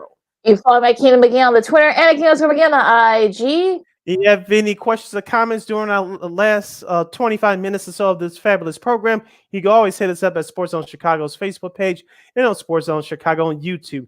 Type in your questions or comments in the comments section. Lakina will get them up on the screen for you. Now, Lakina, it's that time to bring in our hometown girl from KXRB in Sioux Falls, South Dakota. We're going to ask her if she getting any snow that we're getting right now. Here comes our girl, Miss Christine, the Queen Manika. Yay! Hello. All right, how you doing? You guys... What's up? Well, no, how you doing? Like, I know we were just asking, did you guys get any snow? That apparently, I guess, did you guys get any snow? Like any big snow this week? So so we're pretty good. It was mainly out west and a little bit north of Sioux Falls. I think in total we probably got maybe 4 inches, but we got at least, we were in a winter weather advisory today and yesterday. So basically the roads were bad, the wind was bad. So any of that blowing snow, you couldn't see anything on the road. So for the most part, we're fine out west. I believe Deadwood and Deadwood, that comes to my mind right now. They got at least like 36 inches of snow. Whoa. Oh my gosh. Yeah, wow. so this was a monster storm. Yeah, I got my like a dusting here in Chicago, the surrounding areas. Mm-hmm. But yeah, it's gonna get cold here too. Yeah, I have my monitor on the Weather Channel right now, and they were showing the pictures of the snowstorm in North Dakota. And I don't know if you saw this, Christine, but there was this truck that ran over this, I guess, gate. He barely stopped, but he skidded all the way off the road. It was crazy. Yeah. You just got to be careful out there, Yeah. No judgment. Mm-hmm. Yeah, exactly. Yeah. But it's gonna get cold here next week in this part of the country. So I'll be there, so I'll heat it up. Bring that heat, Christine. Bring that heat. Now I want you to tell us, how'd you do last week? I want to make sure we're on the same page here. Did I get 7 or 6? I think I counted like 3 times. I think you got 7. You did get 7. Yeah, I got 2. Yeah, you got 7. And is that that could be a weekly thing now? I check your math. Well, no, we double checking the math, I think, as they say. So you got 7. I got it right here. Sid, you got 8, and so did I. So you actually gained a game on Christine, Sid. But you know what? Look, it's okay. It's okay. You're still bad week. That was just a weird week. Yeah, all the weird upsets and stuff. Thanks a lot, Cardinals. Of course, tearing his ACL in the second play. I think it was the third play of the game that didn't help our cause here with the Cardinals. So, but that whole last week was a weird week. So that was just crazy. But so a nice showing, not a good showing by us, but look, we can bounce back. Of course, no more bye weeks. Of course, that's over and done with now. The good news is that we get Saturday games. You get 3 Saturday games tomorrow. Yay! Listen to playback on War Media, and of course also here on Sports Zone Chicago. First game up, you got the Colts and the Vikings. This will be at noon tomorrow on the NFL Network. So you start this one for us, please. The Vikings are 3.5-point favorites. They're trying to wrap up the NFC North Division title, while the Colts are trying to hang on for their quote-unquote slim playoff lives. I know they trailed Tennessee, I believe, by 2.5 games in that terrible AFC South division. I know Jeff Saturday has had his guys play well over in the beginning, but the last couple weeks have been terrible. I think Minnesota will do just enough to beat the Colts. Kirk Cousins, I know Christine hates him along with Kirk Cousins, but that's all another show. Strong words, Sid. I never said I hated Kirk Cousins. Dislike. How about dislike? Never. That's a very strong. I just don't think he's the right quarterback for Okay. that's developing. Okay. So, but he's been playing well this year, even though last week it was their defense that lost the game for him at Detroit. But I think Kirk Cousins and Justin Jefferson, Mr. Giddy, they're going to connect at least on one touchdown. Devin Cook should establish the run more so than he did last week at Detroit. So I'm going with Minnesota at home. I almost wanted to pick the Colts just because Jeff Saturday's playing on Saturday. There's gotta be some symbolism in that. Do you have access to sound effects in that studio? No, dude. Do we have to? Can you play that really quick? Like 30 seconds. No, come on, Andy. Come on, Andy. He doesn't want to do it. Oh, okay. God, that's okay. That's okay. He might get in trouble. Yeah, go ahead. At this point, but I'm gonna pick the Vikings. Yeah, I think they'll keep it close to talk about the Colts, but yeah, I think the Vikings are just too good and too talented. So I'm just gonna, and I think because that defense wants to kind of get back from last week, so I think they want to, get back there. AFC North in the 3:30 window on NFL Network. You got the Ravens and the Browns. Christine, you start this one for us. No matter what, even though Lamar Jackson is out, I'm gonna pick against Cleveland this year, so I'm going the Ravens. I know Cleveland's a 3-point favorite at home, but Baltimore, they're trying to keep up with Cincinnati in the AFC North division. And this is going to be a tug-em game, as we talked about Lakina last break. It's going to come down to whoever runs the ball the best, and possibly will come down to a crucial turnover as well. I'm going to step out a little bit. I'm picking Baltimore. That would be 7 hours. We're all picking Baltimore. I'm picking the Ravens as well. There we go. That's not 7. No, I know. I guess said that against the number. I guess because of course the Browns are their favorite, but yeah. But I'm picking Baltimore too. I just think that look, Huntley, as long as he keeps everything on track, as long as the defense can give the Browns offense fits, I think that the Ravens shouldn't have any issues. Although I will say it could go get like 9-6 or 10-7 or whatever, but. It is what it is there. Now the nightcap here in this will be Saturday night, tomorrow night, 7:15 on NFL Network. You got the Dolphins and the Bills. Bills trying to get a little bit of get back from that early season matchup. Of course, weather's probably going to be an issue for for the Dolphins. I'm not saying that. Well, of course, Tua has probably played in that cold weather, but for a lot of these guys, it's probably going to be the first experience for them. So I'm going to pick the Bills just because I think they want to get that revenge. They got revenge on their mind. So I'm picking the Bills for this one. Tua, I hate to disappoint you, but Alabama snow is a little bit different than Buffalo snow. Nicely done. I like how you put that. Yeah, so I'm going with the Bills. They're not going to be used to this weather. Plain and simple, I think that's going to be a factor. Tua is going to be dressed like a car crash dummy, and the Bills are going to treat him like one as well. So I'm going with Buffalo. Boy, I like how you. Oh, okay, very well done how you did that there. So LOL. Yeah, a little metaphor there. Okay, on the Sundays games, you got first in the NFC South, I should say, you got the Falcons and the Saints. I know the Falcons are coming. I think both teams are going to coming off of a bye, but yeah, I know that it's Desmond Ritter era over in Atlantic City. You start this one for us. No need of a breakdown here. New Orleans is favored by 4. Just because they're the home team, I'm going with New Orleans.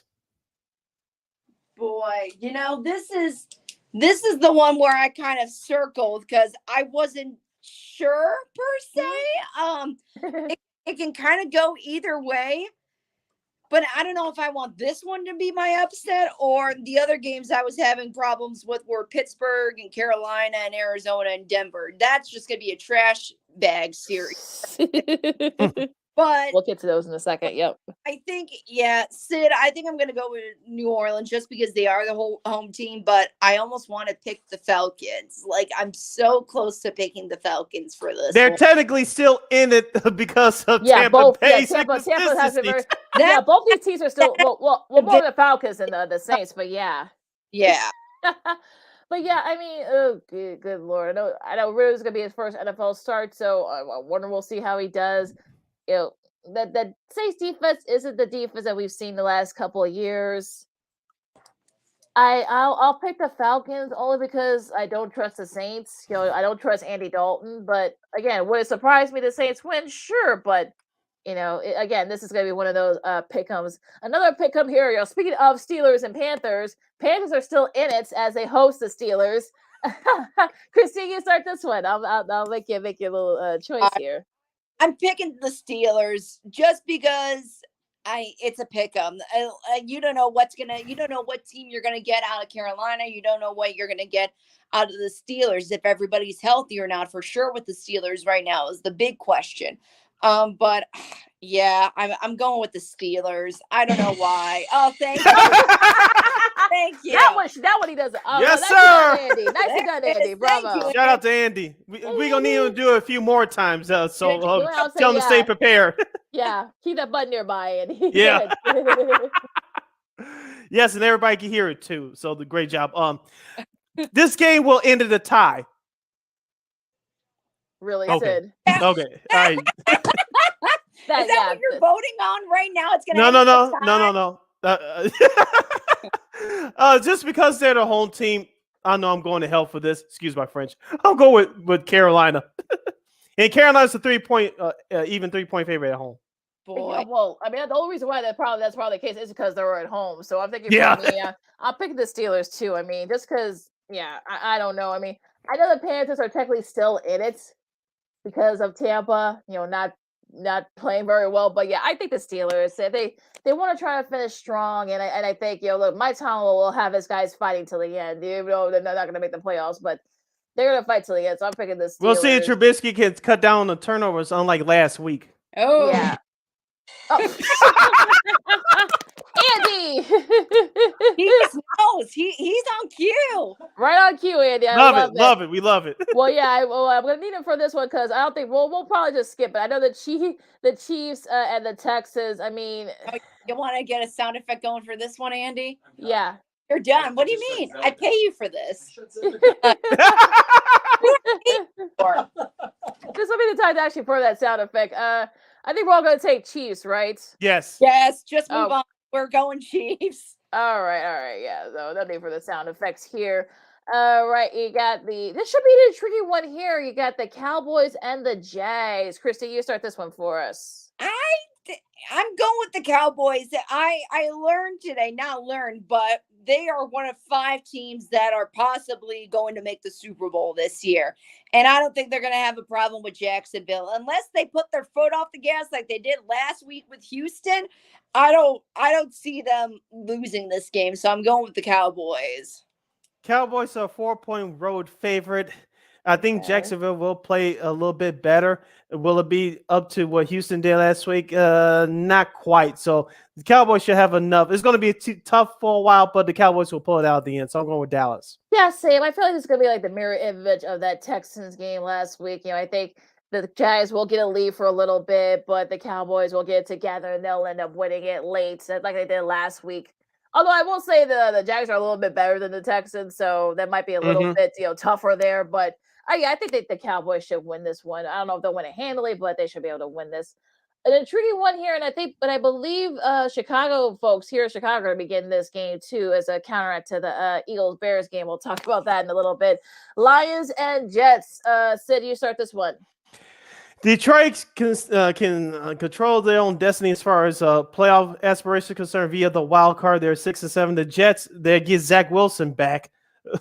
As Christine, as I told Lakina during our last segment, should Zach Wilson have a bad game for the Jets, he's going to need the National Guard to escort him out of MetLife Stadium out there in East Rutherford, New Jersey. The Lions are a 4.5 favorite, so this is at a pick 'em. Call me crazy. I know it's unconventional to pick a Detroit team if you're a Chicago fan, but I'm going on logic. It's going to be an ugly, close game. I'm going with Detroit.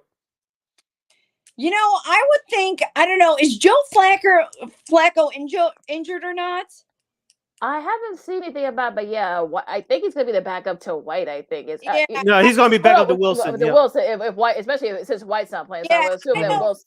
Look, they want to avoid all that mess. I don't know why they're not putting Flacco in over Zach Wilson, because clearly, the dude lost the locker room.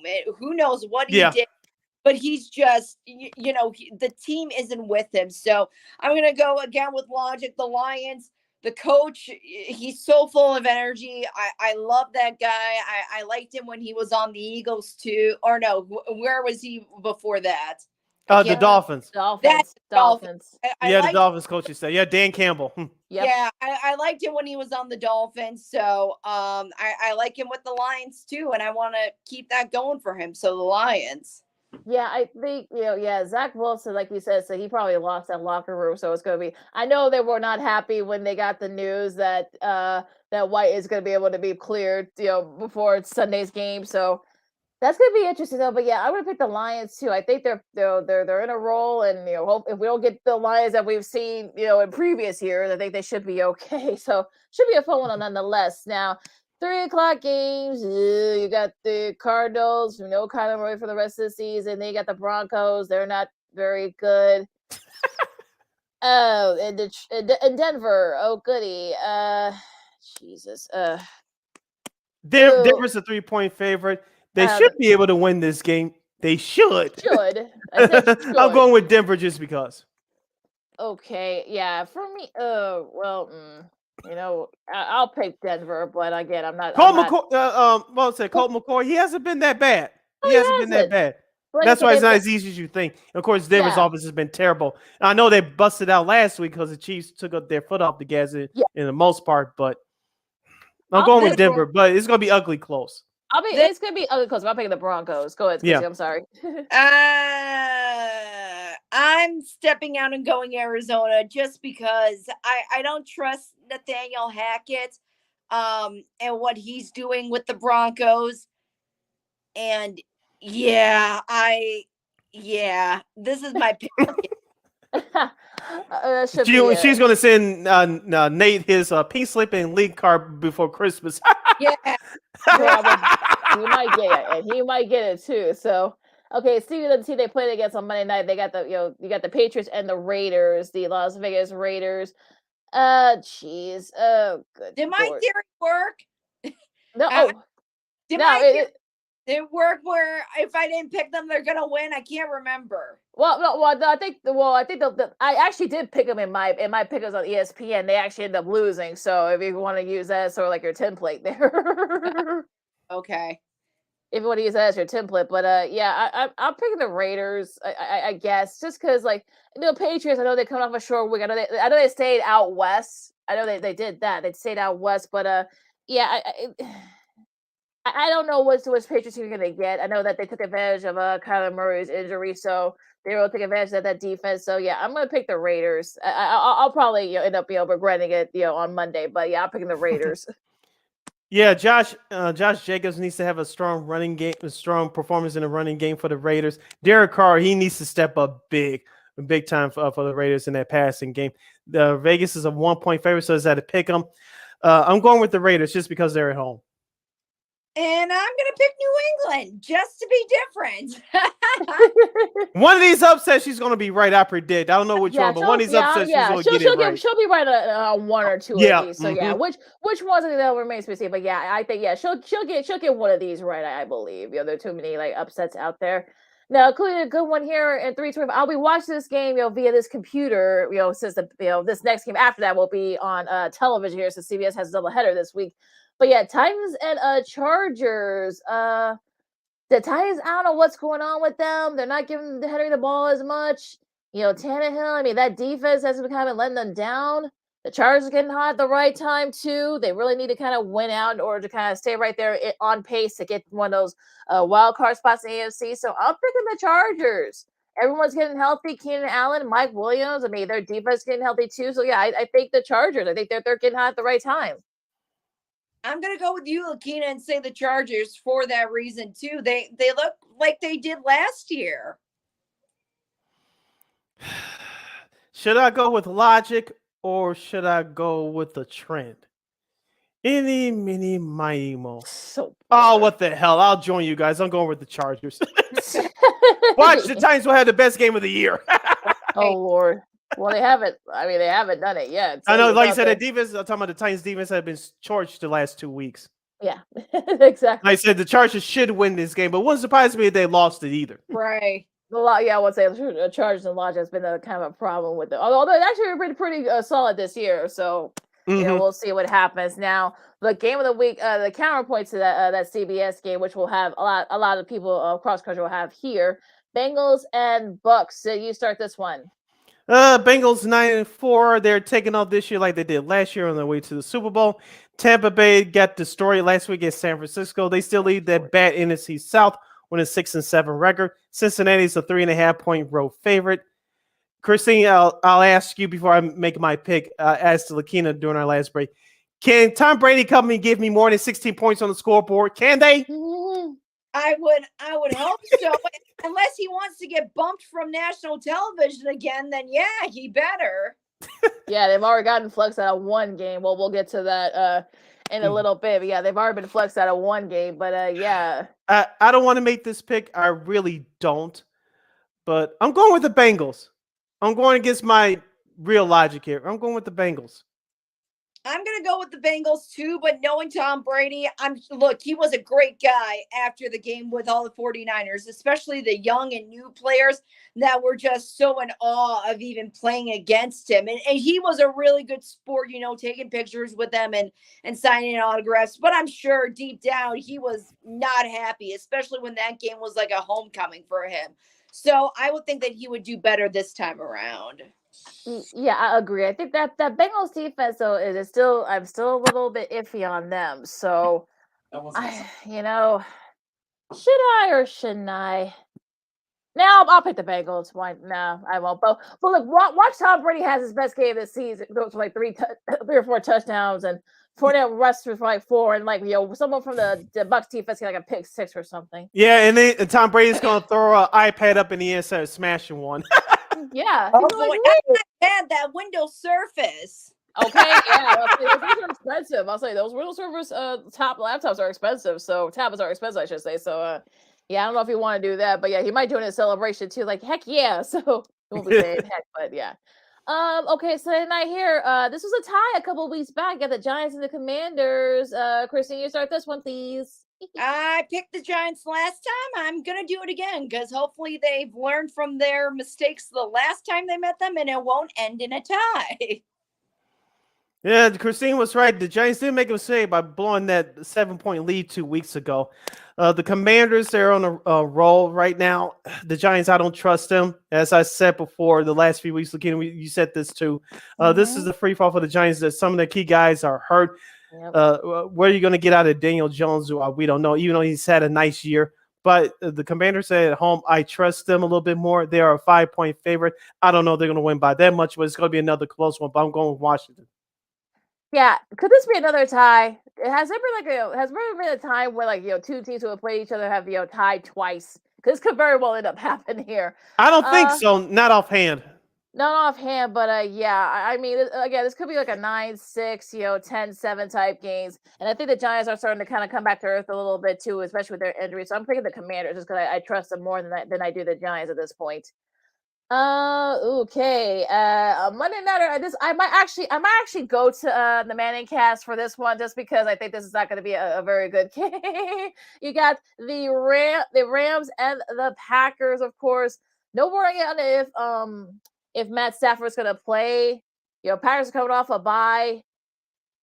They have to win out in order to win it. I know the Rams have had the Packers number the last couple of times they played. But these are not the same, Rams team. This is kind of like a Wells for them. I might hate myself for this, but I'm picking the Packers just because they're at home. I don't know why I'm picking them, but it's just because they're at home. Not really logically, just because they're at home. Can I just say, this is not the toilet bowl, but it's pretty close to the toilet bowl because. That's good, Andy. Very good. Very good, Andy. Yeah. Bravo. I come back and finish his job. Look, if Baker plays this weekend on Monday night, if he plays and somehow beats Tom Brady beats Aaron Rodgers and the Packers, that will just solidify that something else was going on in Carolina and maybe with the Browns organization too. But I am going to pick the Packers just because I'm choosing a little bit more statistics than I am, with my heart, if that makes sense. I don't know if Aaron Donald's going to return for their Rams defense. Of course, we Yeah. don't know the injuries for their Rams offense. The Packers must run out. I don't think they're going to do it, but I think they'll win this game. They're favored by 7 at home. It's going to be on Monday night in Lambeau in the cold. So I'm picking the Packers. I don't know if they're going to win by that much, but they'll win this game. Baker Mayfield is playing for a job next year, whether it's with somebody else or maybe with the Rams. We'll talk about that in a second, but I'm going with Green Bay at home. Should be. Yeah, exactly. I might be watching the Manicast just because I think Troy and Joe are going to be bored with this one. I think they'll make it work. They'll make it work. Though. I think they because that's what they do. Joe will way to keep on praising Green Bay, no matter if they win or lose. Andy, come through the clutch, Andy. Well, yeah, especially Baker. I mean, he'll make it interesting, I'm sure. But yeah, it'll be interesting to see how this plays out. It might be an entertaining game, so who knows? Last but not least, you got the Eagles and the Bears. Of course, Bears cut off a bye. They're 3-10. Eagles trying to clinch the number 1 seed in the NFC. Sid, you start this one for us, please. I know the Eagles are a 9-point favorite on the road. I think the Bears will kind of sort of keep this close, but I'm going Philadelphia. Oh, you're being too kind on them, Sid. I just want to hand Philly the win. Thanks to that Bears defense, it'll probably end up happening anyway. Yeah. Just like hand it to them on a silver platter and say, take us out of our misery of this embarrassment. Literally. With that being said, Eagles, the more I complain about something, the more it's not going to happen. So I'm just not going to say. I think for me, I think the Bears will keep it close for maybe just a little bit because they're coming off a bye. They'll be fresher. But the Eagles got a lot to play for, so they're trying to get the number 1 seed in the NFC. They're trying to show folks they are for real. So Jalen Hurts will probably have. Though, when you talk about being healthy, though, Lakina, Fields is just coming back from an illness. I don't know what that illness was, or if he's in the right headspace after it. That's up in the air. Mm-hmm. Well, you see, look, we talked about it earlier, Sid and I, before he came on, Christine. You saw what happened to Kyler Murray on Monday night. So you hope that doesn't happen with Justin Fields, especially with that turf. So Y2K or whatever what game he's playing now. Right. There you go, Andy. All right. And those are our Week 15 picks from the NFL. You listen to Second City Sports on Sports Zone Chicago. Lakita McGee, Sydney Brown, our girl KXRB's, Christine Manika, and Andy in the background. They're also from KX. No, Andy, come on. The background character. No, come Your on. background. Hi. I'm not supposed to be on screen. No, you can say hi. That's okay. That's fine. This is the other. Hi, Andy. Hey, Andy. Hi, Andy. Great job on the sound effects this week. Right here. Let me know what sound effects you need for next week. All right. Okay. We will do. We'll let you know. We'll let you know. Okay, Christy. Sid and I talked about this earlier about both the Cubs and the Sox not really participating very much in all these monster contracts that these free agents are getting. What are your thoughts on that? Cubs, except for Cody Bellinger. That was a big one. You too. Merry Christmas. Yeah. That was a big one for Cody Bellinger to sign with the Cubs. Other than that, they've been kind of quiet, the White Sox, this entire time. For what reason? I don't know. So we were talking about earlier, Christine. I don't know, GM Rick Hahn, I don't know what he's looking for as far as the trade market value right now. I know he's given a limited budget thanks to Jerry Reinsdorf, but the White Sox they still need to fill a hole at second base. You still need a defensive outfielder to go with Luis Robert, and you still need to make a move for a bench to add to your bench. And so they still have time, but not enough time. On the flip side, for the Cubs, you can still get Dansby Swanson to start at shortstop. You can save face there, but I gotta say, if you didn't want to give Carlos Correa the big contract, he's in his late 20s. He'll be 40 by the time that contract's up, which he signed with the San Francisco Giants the other day. But they've been sitting on their hands too. Yeah, I mean, gosh, someone else who signed with the San Francisco Giants just yesterday is a former White Sox pitcher, Carlos Rodon. He went to the Yankees. He went to the Yankees. The Yankees. Excuse me. That's if I would have known that San Francisco was only with him for a year, I'd say, why didn't the White Sox try to get him? He did great things when he was when he was on the South Side. I know he gave us that no hitter 2 years ago now, but Yeah, but he get his money though too. So what about what was it like Lance Lynn, those trade talks? I think a couple other guys too. I know there was some rumblings that maybe that the White Sox might try and trade him as part of a package. Or Liam Hendricks. I'll say this real Hendricks. quick by Liam Hendricks. I know some Sox fans want him gone because he brings back the most value, but I'll ask this to our listeners and viewers. I ask you, Christine, if you trade Liam Hendricks, who's your closer? Who's your closer on the roster right now? Right now, your backup closer is not on this roster right now. It's not Reynaldo Lopez. It's not Jimmy Lammer. It sure as hell ain't Aaron Bummer.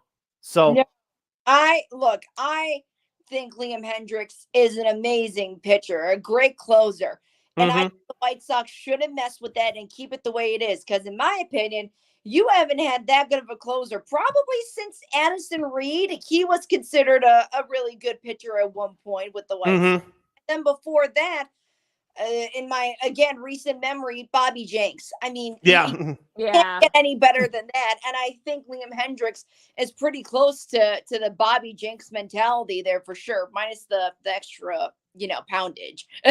Right. Well, yeah, I think it's going to be interesting if Rick Hahn does decide to pull the plug and, perhaps trade Liam Hendricks. But I know that the value thing and such. But who's going to be your closer? Like you guys said, I mean, who's out there right now?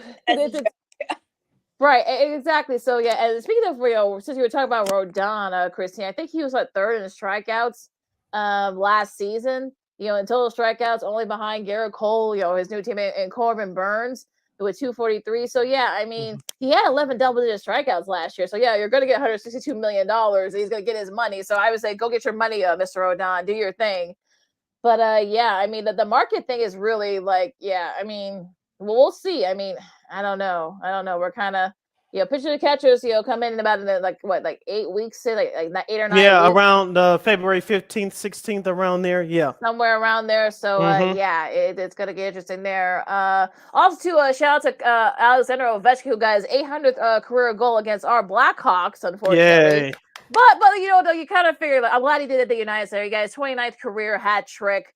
He joins Wayne Gretzky, of course. Gordie Howe is the only NHL player to have 800 goals. He now has 18 consecutive 20-goal seasons. You're at 21 already. The third longest streak all time, with Howe and Brendan Shanahan, who did it 19 times. So, I'm glad that he did it. Of course, you're not glad he did it against your team, but I'm glad he did it against the Blackhawks. He did it in front of that crowd. He did it on national television. ESPN was there, but I'm glad. Look, he's still playing at a high level at his age. I mean, it's crazy. Yeah, I agree. Yeah, Ovechkin is one of the greatest players in his generation, right behind Patrick Kane and Sidney Crosby. Now, Patrick Kane is probably the greatest Blackhawk ever, probably the greatest American player in the modern hockey era. But Ovechkin's up there in the top 5 and the best of his generation right now. He, like I said, Wayne Gretzky is the GOAT as far as hockey players of all time, but Ovechkin's right below him. Right, but at this point, especially if he was another cup this year, so that should be interesting one there. The first bowl games right now, of course, UAB beats Miami of Ohio. I forgot which bowl. I didn't watch a single minute of that game. That was the Bahamas Bowl. So of course, Steve Leave, I'm sure that he got a kick out of calling those Bahamas Bowl games. UTSA and Troy, they're playing right now as we speak, or they're about to play right now. The Duluth Trading Cure Bowl. Don't ask me what that bowl is. I don't know what that bowl is. I have no clue what that bowl is. I've never, this is like their second year with that bowl game. So look, I always say like more bowls, more better. I would say so. Yeah, and North Central, they'll be facing Mount Union for the D3 championship, I believe tonight. So good luck to the guys there in Naperville. Checking that out. I think it's gonna be on ESPNU if I'm not mistaken. So. Or ESPNU. So make sure you guys check that game out too tonight. Good luck to the Red Hawks of, or I think they're just in the Hawks of North Central. Real quick, I know you guys haven't followed the World Cup. Who you guys gonna pick for Sunday's World Cup? We got France and Argentina. I think Argentina. Yeah, same here, Argentina. Yeah. It might be a tough. If you're Fox, you're going to be in a tough spot because if that match goes over, it's going to cut into those kickoff games. Football. Yep. You might have a little bit of a problem there you might have a problem if you're a Fox. So if you're a Fox, you're hoping that this game ends like in regulation, whoever France or Argentina. I know it's gonna be good raise nonetheless. But yeah, anything else? So you want to ask Christine before we disperse? Well, it's not because of Christine, but because of you, Lakina. Real quick before we close out, shall looking through the top 25 schedule for college basketball for Saturday tomorrow. There's some good games that your truly is going to keep an eye on. And no, your shaming tactics are not going to work. I like college basketball, but not college football, so you keep that in mind. But Alabama Gonzaga is going to be a good one tomorrow at noon on CBS, followed by the CBS Sports Classic, North Carolina, Ohio State. That's going to be a good one. Right here in Chicago. That's right. That's right. And of course, on a Big Ten Network tomorrow, Alabama A&M against the Fighting Illini. There should be no problem for the Fighting Illini, even though they're 73 right now, ranked number 16 in the country. In the second half of that CBS Sports Classic here in Chicago, UCLA versus Kentucky. That should be a fun one there. Always fun when those two teams play. Also, Kansas, Indiana, they play tomorrow as well. That's going to be on ESPN2 at 11 a.m. So that should be a fun one. I know Gonzaga's going to want their revenge against Alabama for earlier this season. And then won the holiday tournaments and they beat them. So that should be a fun one there. I know all tickets are sold out for those games too, if I'm not mistaken. So yeah, I think they are. Yeah. Yeah. So isn't it real quickly, Kitty? Isn't the Big Ten tournament returning to Chicago this year? I'm talking about the college basketball. I think so. I think it is. I think it is. I think after that it's going to be in Indiana for like the next 3 years. But I think it is back here. I got to check that. But yeah, I think it is. Okay, back if here it is, we got to get up in there. We definitely got to get up. We got to try. We need to get Sean to kind of cook us up. I think. We'll see. Yeah. That should be. Real quick before I know we're definitely up against it. Christine. The Bulls lost to the Knicks in overtime last week. They played the Knicks again tonight at the UC. I know there's some questions about should management break up this Bulls team, even though they're 4 games under 500. What's your feeling about the Bulls right now? Neutral, just because I think we talked about it last week too. Should we be panicking? No, it's still early in the season. I'll withhold my judgment until the end of January, I think. Same here. Okay. Yeah, I think we're kind of getting to the stretch where the Bulls are kind of getting not say the easy part, but yeah, there's some winnable games for them. So I think they should be able to win some of those games and get back to 500 at the very least. So I know the update from Lonzo's has been very good. I know that they're saying they might miss the season again. That might be, That's not good if that's the case. That is not good. I'm hoping that I saw him shoot around there earlier. He does go there to shoot, but I guess he hasn't been cleared. Still hasn't been cleared for cutting and all that stuff. So you just got toss me by the end of December, by going to middle of January. Tennessee and also Arizona are tomorrow too as a top 10 matchup at 9:30 on ESPN2, going back to college hoops. So yeah, some really good ones here as some places are starting conference play. But with that said, you follow me at Keenan McGee on the Twitter and at Keenan McGee on the IG. You can follow your Shirley Sydney Brown on the Twitter and the IG at SidKid80. Once again, it's SidKid80. That's SIDKID80. SIDKID80. Christine, where can the lovely people follow you? They can follow me at @Manika_KXRB. And thanks to Andy, though. Make sure you're thinking for us with the scout sound effects for us. Yeah, shout out to Andy. Yay. Stay in the studio more often to do these then, just so he can be on cue. Right, yeah, he's on cue with more than a couple of those things. I love it. That's why he gets paid the nice money there. Yeah. All right, I know the weather's going to get a little bit iffy in some parts of the country, so make sure you guys stay safe, stay warm. You're not going to get vaccinated, wash your hands, wear your mask, and be good to each other. This has been Second City Sports on Sports Zone Chicago, and we'll see you guys next week. Stop, Bears. Holla! Maybe.